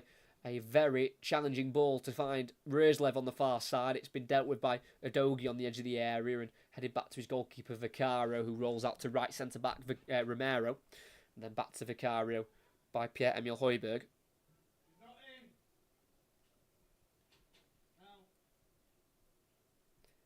Mee heads away from the Vicario clearance. Ball drops loose here to Porro, who clears down the line off Yarnelt. And it's a throw-in given. I thought that may have come off the hands there of the Brentford player, but clearly not. Throw-in given, and there wasn't really many questions about the decision. As Van der Ven heads it across to Udogie at left-back. Charges forward beyond the halfway line. He's got Werner making a run ahead of him, and he finds Timo Werner in the area. Onto his right foot, plays it through for Udogie. Can he get a shot away? He pokes it towards goal. It deflects back towards him.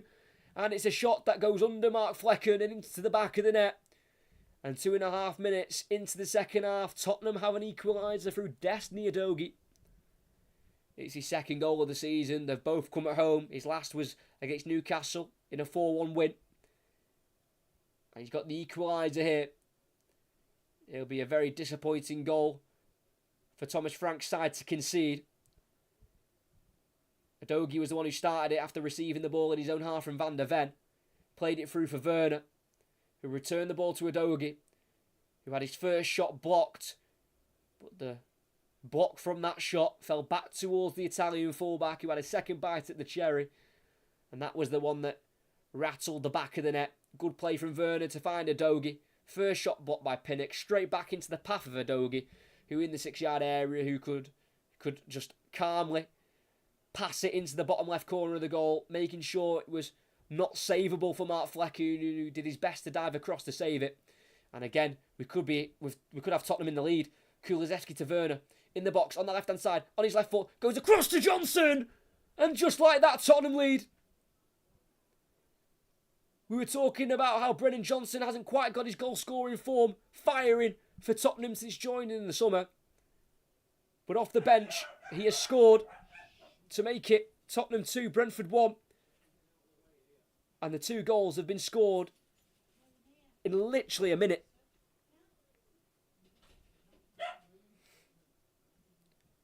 Timo Werner, who you could say has assisted both. I don't know if he'll get the assist for the first one because Udogie's first shot was blocked. But he certainly get the assist for that one. It dropped in the midfield to Kulusevski, who's been given a more central position in the second half. Found Werner on that left-hand side, entered the box. He kept away from Pinnock and played it across the 6-yard area. Went beyond Flecken. Ben Mee lost his man at the far post. And that man was Brennan Johnson, who had the easy job of tapping home from a couple of yards into an empty net. And not even 5 minutes into the second half, it is Tottenham 2, Brentford 1. Udogie and Johnson with the goals.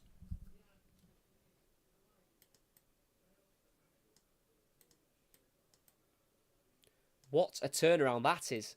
I wasn't even able to write 1-1 down. Now we're making it 2.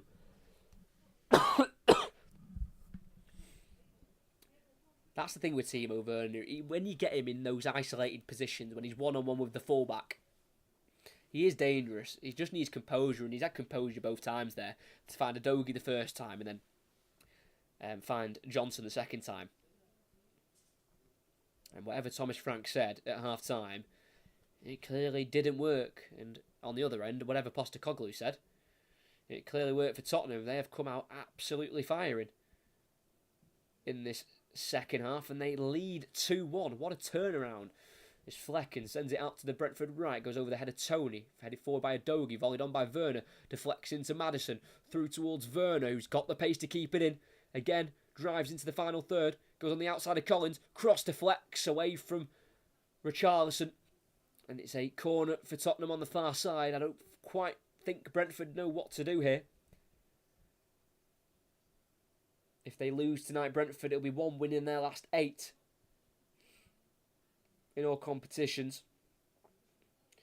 And they had the lead, and it's been quickly taken off them in this second half. 2 goals in literally a minute. That's from this corner. Højbjerg goes across the box here to Udogie.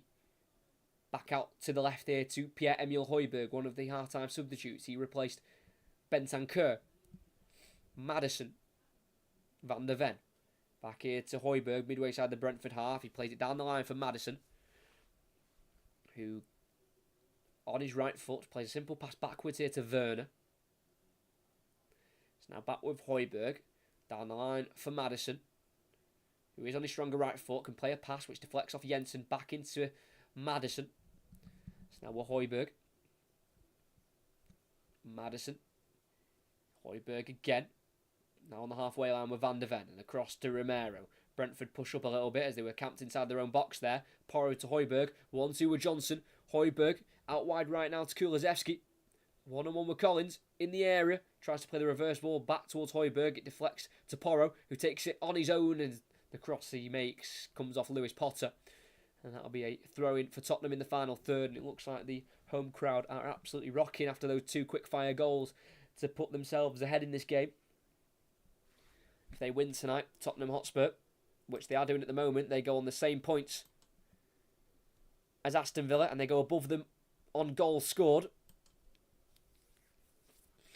So Tottenham can go back into the top 4 with the win tonight, as Udogie's caught there in the midfield by Norgard, who has been booked already. David Coote has got a decision to make here. Don't think it was overly dangerous there by Norgard, but did catch the Tottenham player. The goal scorer of the first, Destiny Udogie. Verona-born fullback, Destiny Udogie. Received the ball. His touch wasn't great, to be fair. Udogie was quite far away from himself, but he was still able to get there ahead of Norgard. It looks like he may have just nicked the ball there, but obviously the referee's seen it slightly late and has given the free kick Tottenham's way. And everything is going Tottenham's way in this second half so far. Goal in the 48th minute from Udogie and a goal in the 49th through Johnson. And for Brennan Johnson, that is his 10th Premier League goal in his career. As Maddison gets it from Richarlison on the edge of the area. Tackled by Jensen, can't keep it away. Richarlison strikes it! And with his left foot, aiming towards the top left corner, it just goes over the crossbar. Maddison was just dispossessed on the edge of the box, but Jensen couldn't keep it. He got the ball stuck under his feet and eventually dropped to Richarlison, whose shot towards the top left corner isn't far away. Just about rising over the bar. a yard over, I'd say. Brentford with Flecken aims towards Tony in the Tottenham half. It deflects off Højbjerg and I think Romero actually, sorry. And they'll go for a Brentford throw in here, midway inside the Tottenham half on this near side. It's now back in their own half with Collins. Just about moves away from Maddison and finds Ethan Pinnock to his left. And he'll play a long ball with his left foot over the top. He's looking for Lewis Potter, who will nod it into the air and can't quite control it. Porro gets there ahead of him, and he'll drill it to his left to Højbjerg in the midfield. That's a great ball. And then Højbjerg, simple pass into the path of Udogie, who's got loads of room to run into. He's going to keep running, slightly through for Maddison, in the area, on his right foot, strikes it, deflects, Richarlison! And he cannot stop scoring.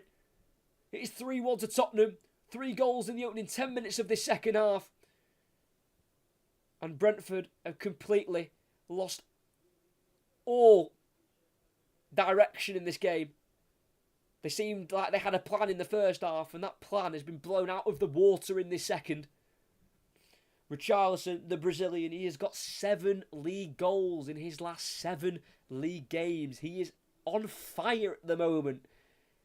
And that one is one of the easier ones, but he was in the right place at the right time, and it was really well built from the back. Porro playing it to Højbjerg, who then found Udogie, who drove himself into the Brentford half, releasing it into Maddison. He found a bit of space 8 yards out. His shot came off the leg of Pinnock, straight across to Richarlison, who's 6 yards out. Only had Ben Mee to beat, who had got himself on the goal line. It did come off Ben Mee, but he couldn't get enough on it to deflect it away from goal. It eventually hit the back of the net. Richarlison with the goal. And after 10 minutes of this second half, it's Tottenham 3, Brentford 1. What a turnaround. Like I say, Brentford have just lost all control of this game. They don't know where to go. Like I said, they lost all direction. When they go forward now, they don't really know where to go, how to keep it. And a certain Gareth Southgate's in the crowd on James Maddison's return, and he'll be looking at James Maddison to involve him possibly in the Euro squad. Obviously Ivan Toney as well. Don't know if Ivan Toney will play for England again with the whole betting thing. I'm presuming he will, so he'll be looking at Ivan Toney maybe to get into the Euro squad. But in this second half, it was 1-0 at the start of the second half to Brentford. It's now 3-1 to Tottenham. 3 different goal scorers. As Brentford are not going to give this up here. Played out to the right-hand side here to Roerslev. Gets a ball across, flicked away by Romero. That had to be flicked away because Toney was getting onto that at the far post, 6 yards out. And it's a Brentford throw-in on the near side here with Lewis Potter. We have had a Brentford change. The number 8, Matthias Jensen, who had missed 5 games between November and December. He's been replaced by number 33, Yegor Yarmolenko, who is a good pressing player, apparently, the Ukraine under-21 international. So they'll have to get the pressing right now if they want anything from this game, Brentford, as they are currently 4 games without a loss against Tottenham, as they're thrown towards by Roerslev, headed away by Højbjerg, only as far as Yarmolenko on this near side, floats into the area. Vicario's come very early and he's collected it on the penalty spot, and he throws it out quickly here to Udogie on the far side, and Tottenham are going to come again here. Slows it down though with Kulusevski back into Maddison in the Tottenham half, and it is just going to be slightly relaxed, this Tottenham attack. It is around the ground. It is Liverpool 1, Chelsea 0. Diogo Jota, he can't stop scoring. He's on the score sheet again, and Manchester City are 3-0 up against Burnley. As it's Porro. Low ball, flick forward to Kulusevski by Johnson. Kulusevski on the angle, left-footed strike, been blocked by Mee. Falls to Johnson, lays it off to Porro, who slams it towards the top right corner. And that is always rising, and it goes wide of the post, and it remains Tottenham 3, Brentford 1. Pedro Porro looking for his first goal of the season in the Premier League. He did score a thunderous strike against Burnley in the FA Cup 3rd round, but that time is not thunderous in a good way. It's a bit stormy. Straight over the crossbar. And it remains Tottenham 3, Brentford 1. And Brentford have collapsed, and I think that's a little bit of an understatement. They're folded very quickly. Conceded 2 in a minute. And they did something similar in the last game we covered of Brentford. we commentated on their defeat to Wolves. It was a 4-1 defeat, and they conceded to go 1-0 down, and then they lost the ball from kickoff and went 2-0 down literally 10 seconds after. So it's not anything new for Brentford. They've done it before this season, concede 2 in a minute, and they've done it again here. We've got half an hour to play. It's Tottenham in possession in the centre circle with Romero. Forward pass to Richarlison. First time ball out wide to the right hand side to Porro. Can't find Kulusevski. Cleared for Brentford up to Tony, who's peeled out to the left wing position. He just about keeps it in. Tackled though by Romero. Ball drops in the end to Lewis Potter, who is closed down there by Johnson. And that should be a throw in for Brentford. And it will be for the away side. But Brentford last season, they got the joint least amount of losses outside the top 4 alongside Liverpool. They only lost twice at home to Arsenal and Newcastle. They've already lost it here, but Vicario, slice clearance, headed forward by Tony to Mope, who leaves it, because I do believe he's coming back for an offside position, and it will go all the way through to Vicario in the Tottenham 18-yard area. That's Frange Postecoglou, now at the age of 58, obviously joining from his time at Celtic, where he was able to win it all in Scotland, and now his aim here at Tottenham is to try and get them as successful as possible. A trophy would be nice. Obviously, they're out of both cup competitions, and I think the Premier League is a bit of a big ask for Tottenham this season. As Yarmouk caught late there on the edge of the centre circle in the Tottenham half by Højbjerg. Free kick for Brentford. Well, won by the substitute Yegor Yarmouk. He was broken into the first team this season. Only started 4 times. 1 start in his last 6 at the moment.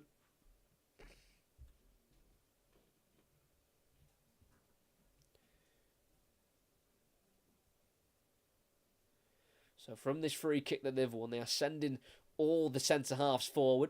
Pinnock, Collins, clipped into the area. Pinnock loses out, though, to Udogie. It's flicked out to the left-back position here for Werner, towards the byline.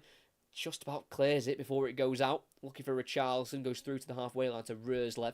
He goes back into his own half here to the goalkeeper, Flecken. Plays it out to the right-hand side, first time back to Roerslev. So now with Yarmouk into Norgard on the halfway line, forward towards Mope. Deflects away from him off Højbjerg, but the clearance from Tottenham finds me. Now with Tony. Can charge forward here. He lays it off to his left here to Lewis Potter. Inside to Tony. On the edge of the area. He's going to let fly, and that is not far away. Again, just curling away from the post, which didn't help Ivan Toney's case for the goal. Set up for him nicely, and just as Højbjerg was closing him down, he was able to get the shot away, Ivan Toney. And it's not far away at all. It just glances the post.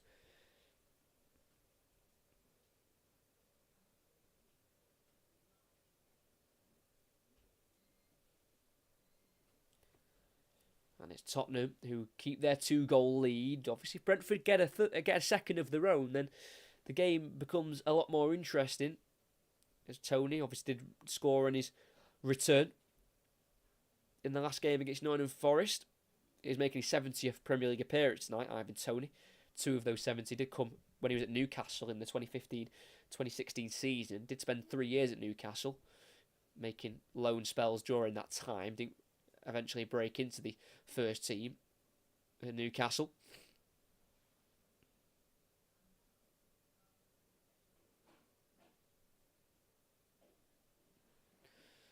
As Højbjerg has it on the halfway line, winning it back off Mope. Then playing it down the line, deflects off Yarmouk, and that'll be a throw for Tottenham on the far side, taken quickly by Maddison to Højbjerg. Don't think he really wanted that, Højbjerg. And he's lost it to Roerslev. Down the line to Yarmouk, back into the path of Roerslev. Mope will take over instead. He's got Tony all alone in the area, plays it across to him, touch. Can he get it away? Strike needs to be taken. Tony with the shot, and he pulls it wide. And that is a huge opportunity, and Ivan Toney's got to take it. Maddison taking that throw-in for such an unnecessary reason. He took it too quickly. There's no reason to take the throw-in. Gave it to Højbjerg, who never wanted it. Lost it. Couldn't quite find Maddison on the return. And Brentford broke down that right-hand side. Roerslev to Mope, who squared it across to Tony, who had to take a few touches away from the Tottenham defenders. And then when he eventually got the shot away from around 8 yards out, He pulled it wide of the post, and Tottenham survived there. With 25 minutes left of this game, Vicario can't make it stick to Richarlison. Won back by Pinnock, being pulled by the Brazilian, so it'll be a free kick for Brentford in the Tottenham half. And this is better from Brentford the last couple of minutes. Getting a foothold back in the game after losing complete control in the first 10 minutes of the second half, conceding the 3 goals.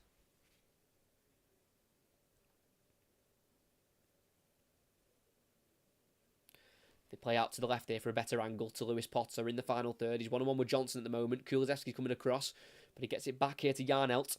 Across to Norgard, who will eventually put it in towards the area. Pinnock heads it forward for me, but he only finds the left foot of Udogie, whose clearance is chested down by Yarmuluk.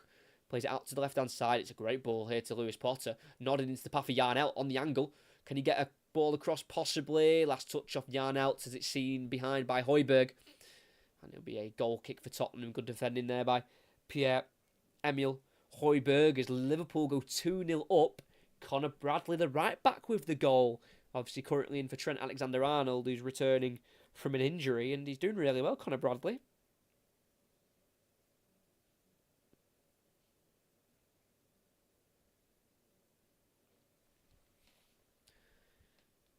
Van der Ven getting himself in a bit of a pickle here. Then Tony goes down under a challenge, but then he's back up. He gets around Van der Ven. He needs to get a cut back if possible. He can't because it deflects off Van der Ven. Maddison in the area, dribbles out of the area, plays it forward for Kulusevski. He's looking forward himself here. Can he release it? He's going to look for Richarlison. The ball's been played, and he can't get onto it ahead of Flecken, who clears it first time into the Tottenham half. Nodded down by Udogie. Gets the ball returned to him by Werner. And then Udogie goes back here towards Vicario, but Ivan Toney was there, and he takes it, and he shoots and he scores. And it's another absolute gift for Brentford, given to them by Destiny Udogie. And from going 2 goals clear, it's now only 1. The deficit's been cut in half. And Destiny Udogie, again, with a huge error at the back. And Brentford are back in the game, and they've had a good last 5 minutes. You know, the first 10 minutes couldn't have been any worse for Brentford, conceding 3 goals. But the last 5 minutes, they've just got themselves back in the game. And Ivan Toney with 2 in 2. Udogie, in his own half, tried to go back towards Vicario. And for some reason, Ivan Toney was still in the 18-yard box for Brentford. I don't know why. I'm not sure why he was lingering around Vicario. And Vicario was trying to tell Udogie to play it out of play. Don't go back to me. I've got Ivan Toney on my hands. But he went straight to Ivan Toney on the edge of the box. He turned forward. He had all the time in the world. It was just him against Vicario. Took his time, Toney. Entered the box. Aimed it to that bottom left corner. It's a beautiful finish. Just the way he did it with the technique of getting the ball across the goal into that side netting where just goalkeepers struggle to keep it out of the net when they get it right in the corner. And Ivan Toney scores. It's 2 in 2 for him on his return. And it's Tottenham 3, Brentford 2. And 2 gifts given to Brentford. The first goal, it was well worth the first goal. And Tony's been found in behind. Vicario's come for it. And he slides into the air, but the offside flag's up anyway. So play will be stopped here for a free kick. We had the first goal. Udogie gave away a pass in the midfield on the halfway line. He tried to go across. It went straight to Norgard, who then played it down the right-hand side for Toney, whose shot was saved. And then Mopé got the rebound. But that was more of a gift. That was straight to Toney. That was an assist for Udogie. Do I get points for that on my fantasy team? I hope I do. As it's 3-2 here, and Brentford have got themselves back in it. They don't want to get themselves back out of it. As Brennan Johnson's attacking down the right-hand side in the final third. Goes back here to Porro. Brentford have got plenty of players back here as they've got themselves back in this game. Porro. Inside to Johnson. Controls it nicely, just too far ahead of him. But the clearance from Lewis Potter finds Kulusevski. It's now Porro in the final third. Lays it off here with a back heel to Kulusevski. On his stronger left foot, he could have crossed, but goes back instead here to Romero. Forward to Porro. Back out to the right here to Kulusevski. Inside to Maddison, who's just drifted across this right-hand side to try and help Tottenham build the attack. Ball through to Maddison by Kulusevski, who squares it back to Kulusevski, who strikes it, blocked by me. Pinball in the area. Maddison doesn't have space for a shot. Does he now as he turns forward? Scoops it towards the far post, being a bit too intricate there. James Maddison with that scoop towards the far post, and it goes out of play for a goal kick. But I would like to know why Ivan Toney is on the edge of the area. Where's he coming back from? He might have been brought down in the previous Brentford attack, and he was obviously only getting back to his feet. I don't know, but Destiny Udogi's apologising to his teammates, saying, I didn't see Ivan Toney. And obviously with the noise of the stadiums these days, Vicario was telling him, look, don't pass it back. And, if it was COVID and no fans were in, Udogi possibly clears that out for a throw-in, but tried to keep the ball, go back to his goalkeeper. And he's paid the price. Mopé, ball over the top here, looking for Toney. Controlled by Højbjerg and then cleared away. Good defending there by Højbjerg. But it is only as far as a throw-in here for Brentford. And it is Ben Mee to take it. Down the line to Mopé. Turns away from Kulusevski. And the last touch comes off Porro. Another throw-in for Brentford here in the final third on this near side. 2 more commentaries coming up this week, both on Sunday. We have got the 12:30 Championship kickoff, where we've got Middlesbrough at home to Sunderland, and then we're commentating on the later WSL game where Chelsea women take on Everton women at 6:45, and then we've got a Monday kickoff, we've got a Monday commentary as well, as we cover Brentford again, where Brentford travel again to another challenging team where they've got to take on Manchester City. Roerslev long throwing into the area, not dealt with here, drops towards Yarnelt, who can't beat Romero to it, but Yarmoluk helps it back in to the area. Mopé brings it down, tries to shoot. Ben Mee will give it a go. It's deflected and then headed away by Udogi. Brought down by Kulusevski on the Tottenham left. Try to chase away from Norgard, but he gets his body in front of Kulusevski. And the last touch comes off Norgard, so he doesn't even win the throw-in in the end there, the number 6 and the captain for Brentford. It's got to be a foul. He's caught there by Kulusevski. How they've not seen that as a foul, I do not know. Throw-in instead for Tottenham on the far side. I think Norgard's unlucky that that's not been given as a free kick, really, in my opinion. Just clipped on his ankle by Kulusevski, it seemed, as Højbjerg heads forward the throw-in towards Richarlison, who was coming back from an offside position. It's lazy forward play there from the former Everton man, and it means Brentford have the ball in their own half. It's now with number 5, Ethan Pinnock. Good turn from Norgard, away from Maddison. Sprays it out to the left wing here to Lewis Potter. He's 1-on-1 with Porro at the moment, but he does get cover from Johnson. He cuts onto his right foot here, Potter. Crosses, not dealt with by Udogi. Drops in the end here for Roerslev. On the far side, crosses in. Yarnelt controls it. Not dealt with though. Clearance goes as far as Norgard on the edge of the area. Can't work it back to Mee, who then goes forward to Richarlison through Højbjerg. Richarlison's got his head up. Needs to try and release it, and he does do so to his left to Udogi on halfway. Udogi, he's got options left and right. He decides to go backwards instead here to James Maddison. Then out to the right to Porro. Brentford have got plenty of bodies back here. It's Kulusevski got it in the final third. Porro overlaps. Kulusevski goes inside to the left here to Maddison. 25 yards from goal. Once more to the left here to Udogi. Furthest left is Werner, and he's got the ball. It's now back with Romero as Tottenham just relaxing the possession. Out to the right here to Pedro Porro. Not being pressed here by Brentford, which is risky because Porro's got a cross on him. 7 assists so far this season in the league for Pedro Porro. Still has the ball here, the Spaniard. Goes to Maddison. Back to Romero. Across to Van der Ven. We've got just over 17 minutes of this game left to play.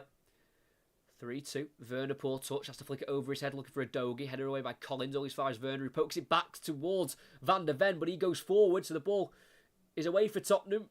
And they win it back though. Mopé. Dispossessed by both Werner and Maddison. Obviously a bit of miscommunication there between Werner and Van der Ven. Werner headed it backwards. Van der Ven was making a run forward. And a bit of a lapse in communication there. And Mopé was charging forward, but we know he's not got the greatest of pace, Neil Mopé. And he was able to be dispossessed as Højbjerg loses out to Norgard, but it's an illegal foul, says the referee. Christian Norgard isn't happy. He needs to be careful because he's on a yellow card. I think Norgard believes that Højbjerg went down a bit too easy. 2 arms around him at one point. You just can't do that these days. The refs will give it. But as we return to the action, Tottenham have lost it through the free kick. Nathan Collins dribbling out from the defence. He keeps going in. Nathan Collins, what a run this is. Can he keep it in? No, he just runs out of pitch on the far side. Thrown for Tottenham. Just inside their own half. About 10 to 15 yards away from the halfway line. As it looks like Brentford are going to make another change. It's going to be returning Josh Da Silva in the Premier League. Came on as a late sub against Nottingham Forest and then started the 2 games against Wolves in the FA Cup. As Richarlison goes down on the halfway line, nothing given. Ball forward to Yarmoluk, tackled strongly by Romero, but it's a great challenge as well.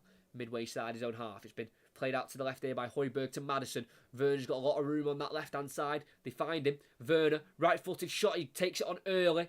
It's blocked, and it's gone away for a corner. The Tottenham fans appeal for handball. Werner doesn't really join in.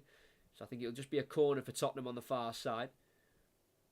Timo Werner, who's had a good second half for sure, providing the pass for Udogie, who went on to score, and then providing the assist for Brennan Johnson with Tottenham's second, and then the assist for the third came through Maddison, finding Richarlison all alone. I say found him all alone. His shot was deflected off Ethan Pinnock, so not really an assist for Maddison as that corner goes in. Punched away by Flecken on the 6-yard line. Or as far as Kulusevski, who keeps this alive now for Tottenham. 15 minutes left of the game to play. He's 1-on-1 with Mope, goes on the outside of him and he works a right-footed cross into the area. Header won by Roerslev, all as far as Romero on the edge of the area. Can work it to Maddison. He's got Norgard in front of him. Goes across to Porro, who we know can hit them. He will try one and it's gone wildly wide and was aiming for the top right corner there, but nowhere near in the end by Pedro Porro, who didn't play in that first game of the season against Brentford, but he started every game since then. 21 starts in a row in the Premier League for Pedro Porro. So it's going to be a double change, it looks like, for Brentford. I don't think they're making it right now. No, they're not. They're going to take a goal kick first. Mark Flecken out to the Brentford left. Header won by Højbjerg on Tony. Headed back into the Brentford half as far as Pinnock, whose clearance forward. It's deflected off Richarlison. He'll chase it down. He'll get there. He's got an option behind him, and that is Timo Werner. Back into Richarlison. It's now with Porro. And Tottenham win the ball back well there. Good pressing from Richarlison. Just a cheap way to win the ball back, but it's effective when you've got a presser like Richarlison. You know Richarlison, more often than not, will work hard up front, even if things aren't going his way. As Udogie's been forced to go back here to Vicario, and this time there's no Ivan Toney to take it off him. And Tottenham will have to just restart from the back here inside their own half, as Brentford have pressed well. Højbjerg goes for a ball over the top, headed away by Ben Mee. Can't be kept away from Brennan Johnson by Keane Lewis Potter. Them two both go down over a challenge, but nothing's given. Seemed like a bit of a 50-50 there, and then Kulusevski can't go through Ben Mee, and eventually cleared by Flecken in the 6-yard area for Brentford. Controlled, though, brilliantly by Pedro Porro. And straight back for Tottenham possession.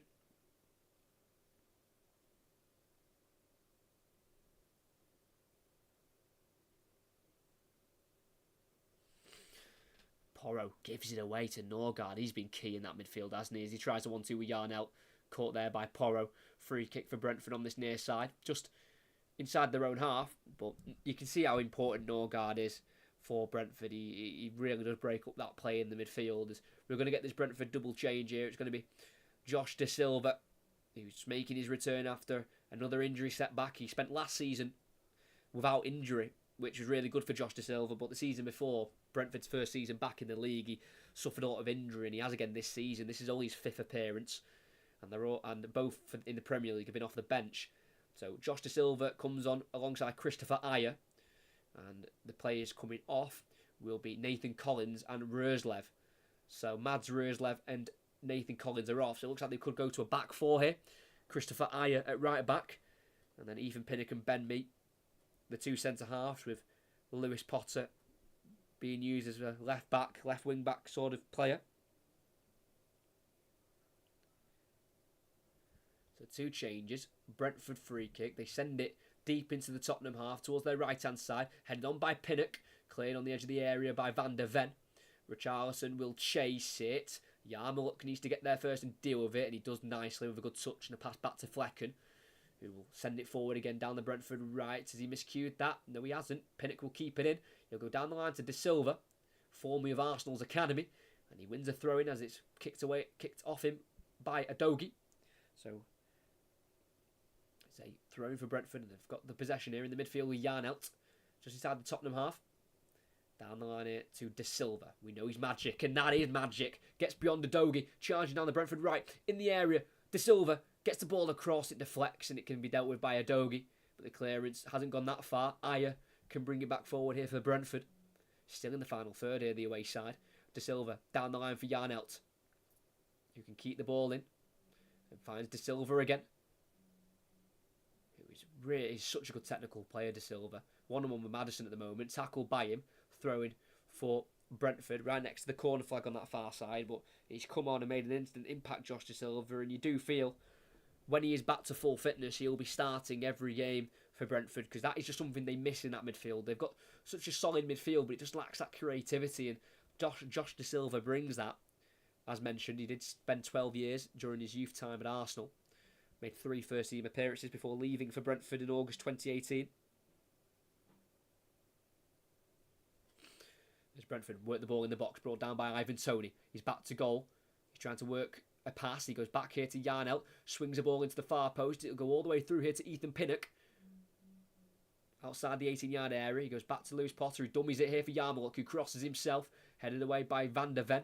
Out to the Brentford left, where it'll be kept alive here by Ben Mee. Lifts it down the line for Toney, who I think got himself back on side. He crosses. And it's out for a throw-in next to that corner flag for Brentford, this time on the near side.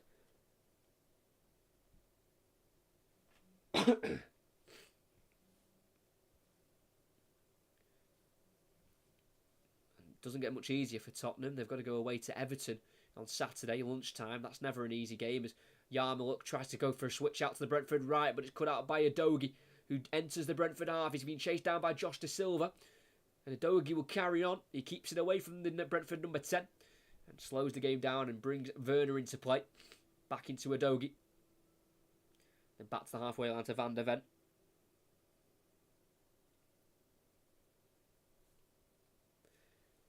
Now to the opposite flank here to Johnson. To his left to Højbjerg. Not got many options. He goes across to his left here to Maddison. 25 yards out. Ball forward to Richarlison. Holds it up against Pinnock. Tries to play it through for Maddison. Deflects back to him. So he'll go back to Udogie. Then into Højbjerg. About 30 yards from goal. Keeps the ball moving to Udogie, who again, not using the width of the pitch. We know Postecoglou's team likes to use their full-backs narrow when attacking. As Maddison is just caught late there by Christopher Ayer. And that'll be a free kick for Tottenham on the left-hand side, as James Maddison stays down for the moment, making his first start since his injury. James Maddison, this is his 175th game in the Premier League. 46 goals, which is very impressive for an attacking midfielder. 43 of them for Leicester City. He has got 4 in 9 against Brentford. He's got a good record against today's opposition in terms of goals, James Maddison. Not scored today, though. He's got the ball here on the edge of the area. Left flank, crosses it with his left foot. Comes off the top of the head of Ben Mee. Back out towards Werner, who will let the ball roll out for a corner. And you do feel like Tottenham need a forfeit. Get that 2-goal cushion back, because Brentford do look dangerous. It does look like they could score another if they can work the right attack. So on the far side, it'll be Pedro Porro to come over to take. And, of course, Tottenham have continued their streak. They have now scored in 34 Premier League games in a row.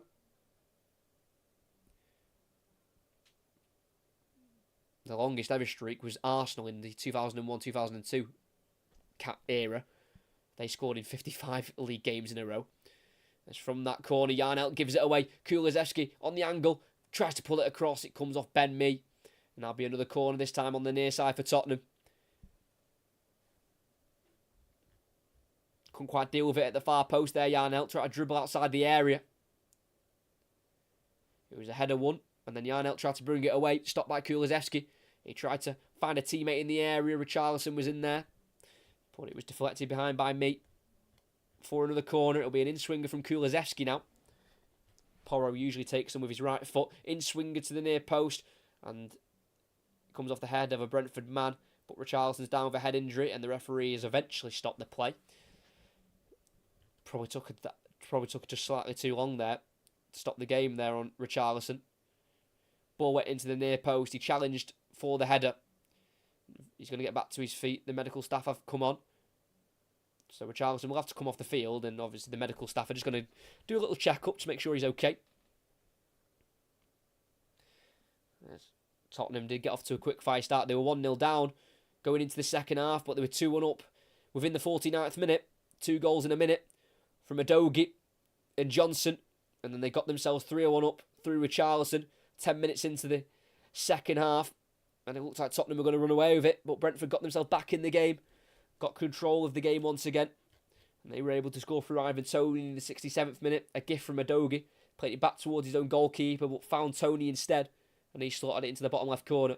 And it means this game is very, very tightly poised at 3-2 at the moment.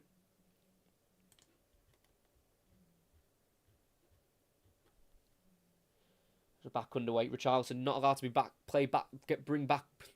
can't talk, apologies. Richarlison hasn't been allowed to be brought back on yet, as Brentford have got a throw in on the far side. As Josh De Silva tried to break away, but he was tackled there by Van der Ven. This would be, for Tottenham, their 8th win at home in the league. 8-11 it would be. There's a switch out to the Brentford left. Is very poor. Picked up by Richarlison, who's covered that space for Tottenham. He enters the Brentford half here. He's got options left and right. 1-2 Højbjerg. Now leaves it for Pedro Porro on halfway. He will charge forward with the ball and plays it across into the centre circle to Van der Ven. Now Maddison. A couple of 1-2s here with Destiny and Udogie. It's now back with Maddison. Again, just Toney, the only player for Brentford who isn't behind the ball, as Maddison turns forward, looks down the left-hand side, finds Udogie, who's been pulled down there by Ayer. Not enough for a free kick, says the referee. And there's battling in the midfield as Norgard loses it to Højbjerg. He plays it through for Werner in behind, who's onside. He enters the area. It's a very tight angle, as he'll go for a cut back here. Deflects off Ayer, and it's back into the feet of Werner. He goes to the edge of the area to Richarlison. It's a poor touch, but it just about keeps it away from Ivan Toney. It'll be Tottenham again, down this left-hand side, on the halfway line with Van der Ven. There's Maddison's gone down, and Romero kicks it out. To me, it looks like cramp here for James Maddison, and you've got to remember, it is his first start since coming back. He missed 11 games altogether. James Maddison, he came back off the bench in the FA Cup game for 20 minutes. This time he's played a full 86, and yeah, it's just cramp. No, don't worry any Tottenham fans who may be in the chat. It's just cramp. So I think Maddison will have to come off here on his return. Missed the last 11 games. James Maddison, I believe he was injured in the October, if I've got my months correct there. And he spent a lot of time out after such a positive beginning in his Tottenham career for James Maddison. So it is no continuation of a long-term injury for Maddison. He's just cramped up here, obviously playing an 86 minute, and as well, when you watch Maddison, you see the way he plays. It is very it's very constant. He just does not stop running, as he pretends to run across to the opposite side there, Maddison, to trick the referee. Obviously he's got to go off at the nearest point of exit. So James Maddison is replaced. Again, you can't technically say he got an assist for the Richarlison goal, because it was a shot that deflected off Pinnock that went through to Richarlison, but he'll be replaced by Tottenham's new signing, Radu Dragisin, who's only made one appearance so far. That was also off the bench late against Manchester United, and he's come on here to try and see this out, as Brentford have also made 3 changes of their own here. Shandon Baptiste, the central midfielder, and attacker Mikkel Damsgaard have come on, so another double change for Brentford. Not quite sure who's come off, in all honesty. I think to see who came off, but I'll find out in a minute for you, as Vicario clears it long for Tottenham into the Brentford half. Header won by me. Forward into the Tottenham half, but it's not got into the Tottenham half because it's been stopped by Kulusevski's touch. He's just been too far ahead of him. Ayer clears forward. So Yarnell and Lewis Potter are the two to come off for Brentford, as Mope finds Ayer on halfway. It's De Silva furthest right. Eventually plays it to him. De Silva drives on the inside here away from Udogie. Tries to switch it out towards me on the left, but he slips and he gives it straight to Brennan Johnson, who is brought down by Norgard, but I think that's pretty fair. Just out-muscles him. Won back by Brentford inside the Tottenham half. Good midfield work by Norgard. It's now Baptiste.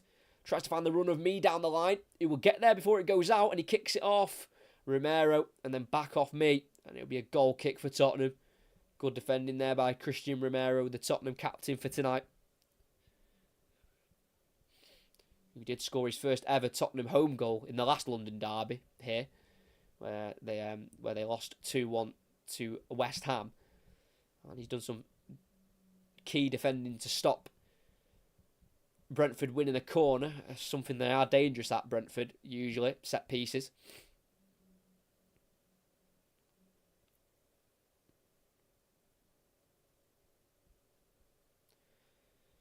As we have got 1 minute of the 90 to play. I do feel like any team could score. I think it could end 4-2, it could end 4, it could end 3-3, it could end 3-2. It's very open, I think, this game. It's been very even for the last half an hour, I'd say. I don't think either team's been on top, really. Obviously, two different styles, but I think they've both been trying to work each other out. As Damsgaard heads forward for Brentford into the Tottenham half. Header won by Romero. Flops like a fish onto the floor there, Romero, as Adogi's caught there by Yarmuluk, who's then booked for the foul. They're saying it was an elbow he went with. Yarmuluk is not happy, and someone needs to take him away because he's going to get a second yellow here. Yegor Yarmuluk. Yeah, he's kind of gone in with the elbow. It looks like he's gone in with his arm, but you can just see the elbow being left up there. Yeah, that's a foul and a yellow card. Just caught the back of Adogi's head, just going in with that elbow leading. He knows Yegor Yarmuluk. He needs to be careful because you don't want to get red carded for the yellow card for the foul and then another yellow card for the dissent. So it's a free kick for Tottenham in the centre circle. And we've hit the 90th minute here. This game does offer goals. Like I said, the first fixture was 2-2. The last game here was 3-2. The game before that was also 2-2 at Brentford. So this game does give goals as we are into the 7 minutes of added on time that's been given. 7 minutes for Tottenham to see this out. This will put them into the top 4 on goals scored. They would go above Aston Villa onto 43 points. And they would be in top 4 by goals scored. It'd put them 3 behind Arsenal, who are currently 3rd. Liverpool have got themselves up to 51, so they'd be 8 points off top spot Tottenham. As they're going to make another change here. And Tottenham are going to bring off Timo Werner, number 16, and they're going to replace him with the 19-year-old Jamie Donnelly, who's been at the club since the age of 8 and has been introduced into the first team this season. It's his 3rd Premier League appearance. The other 2 have been late substitute appearances, home and away to Manchester City at the Etihad and Newcastle here at the Tottenham Hotspur Stadium. He also came on in the FA Cup against City as well. So he's been having cameo appearances off the bench, Jamie Donnelly, who's seriously got talent, the England under-19 international. He's got 4 goals and 9 assists so far in the under-21s Premier League, so he's definitely got the ability, Jamie Donnelly, who's been used in the first team so far this season. As we're back underway, played out to the left wing here for Brennan Johnson. Keeps away from De Silva. Now 1-2 with Udogie. Richarlison around the corner for Udogie towards the corner flag here. He's 1-on-1 with De Silva in the final third. The Tottenham left back, who shifts it through to Richarlison. Poked away from him by Norgard, but straight to Johnson. Chops away from one, and then giving through to Richarlison on the angle. He's going to have the shots. Parried away by Flecken, headed away by Baptiste. Volleyed on by Damsgaard. Tony will chase it, and he'll head it backwards to Mope, who goes down under the challenger Porro. Kick forward by Romero. Or as far as me, who quickly switches it out to the right, where it will drop through for De Silva, midway side the Tottenham half. Norgard's the option in the midfield. He plays it to him to his left. Back out to the right to De Silva, who goes on the outside of Brennan Johnson. De Silva tries the cross. It deflects through off the head of Romero. Straight back to De Silva, who puts it in there. Goes through. Baptiste with the shot. And it's tipped over by Vicario. What an opportunity for Shandon Baptiste to get a late equaliser for Brentford. And if he is now 100% fit after returning from injury, Josh De Silva has got to be starting. From that right-hand side, he has been so dangerous. That was a fantastic cross straight onto the right boot of Baptiste, who, in fairness, his shot was straight down the middle of the goal, but it was good reactions from Vicario to get his hand up there because that was hit with pace. And Baptiste, the substitute, head in hands moment, looking for his second goal of the season in his 75th Brentford appearance. There could still be another opportunity, though, as they've got a corner, as they surround the 6-yard box. It'll be an in-swinger. De Silva, near post, flicked on by me, and straight behind for a goal kick. No one chasing it at the far post. And with 3.5 minutes left of added on time, Tottenham are just about surviving here. As this has not been a bad performance by Brentford, but it doesn't help them get up the Premier League table. This result would put them into 15th. They do have a game in hand, and if they were to win that game in hand, then they could go all the way up to 12th. But they are only 4 points off the drop at the moment, Brentford. Not having the season they did last season where they did so well, finishing 9th. 3 points off Brighton in 6th. Obviously, the the season without Ivan Toney for the first half has obviously had the effect. And since he's been back, Toney, he's scored in both games, and they've won one against Forest, and obviously away at Tottenham is a difficult place to go, so I don't think they'll be too hard on themselves not coming away with anything tonight if it stays this way. As De Silva to Mope, out wide right, Aya keeps it in, uses his chest there, asks of handball, as Aya will put it into the area, header away by Romero, straight out to Norgard, out to the left to Ben Mee, midway side the Tottenham half. Mee switches it out into the area, goes over the head of Johnson, finds De Silva, wants to get into his left foot, edge of the area, shapes up one-on-one with Johnson, and then plays it out to the right to Aya, who's just about stayed onside, in at the near post, header. Baptiste tries to keep it alive, but it falls towards Højbjerg, who sends it out to the right-hand side to Kulusevski, who gets there and brings the ball forward down that right-hand side. Goes inside to the left here to Donnelly, who keeps it away from Pinnock, but he's tackled by Mee. Mope being pulled down there by Donnelly, and that is the most obvious yellow card that you will ever see.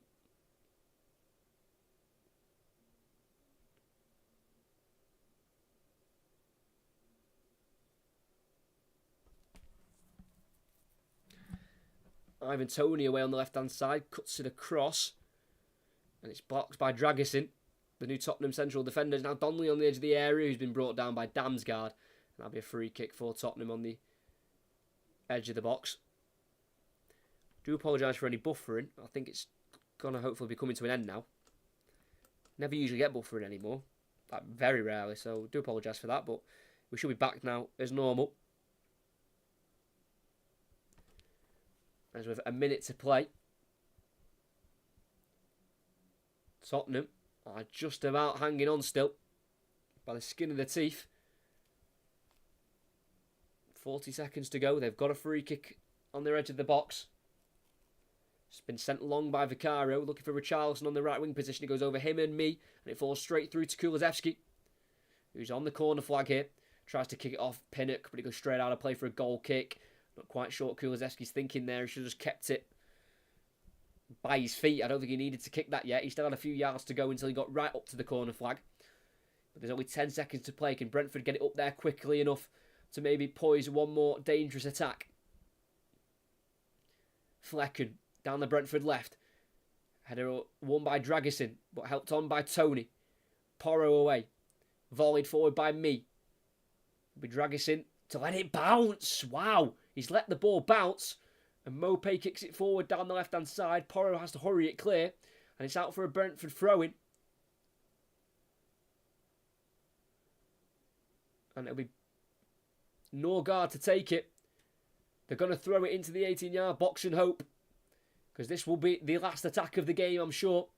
Throws it here to Damsgaard, who's just a shorter option. He then clips it into the box towards the far post. Flicked away by Udogie, and it's been seen out for a corner. They've got time to take it. Højbjerg's not happy, but it'll be a left-footed in-swinger from Josh De Silva. Mark Flecken's gone up for it. He's a great body to have in the box, the goalkeeper at 6'5". Can we get the most dramatic ending here at the Tottenham Hotspur Stadium? Josh De Silva towards the near post. Header won by Richarlison, and that will be that. Tottenham see through the 3 points in very dramatic circumstances. Ange Postecoglou and Thomas Frank embrace as we've had another classic game between Tottenham and Brentford. It always delivers goals and drama. And it's still spilling over here at the end of the game. It's Vicario and Toney.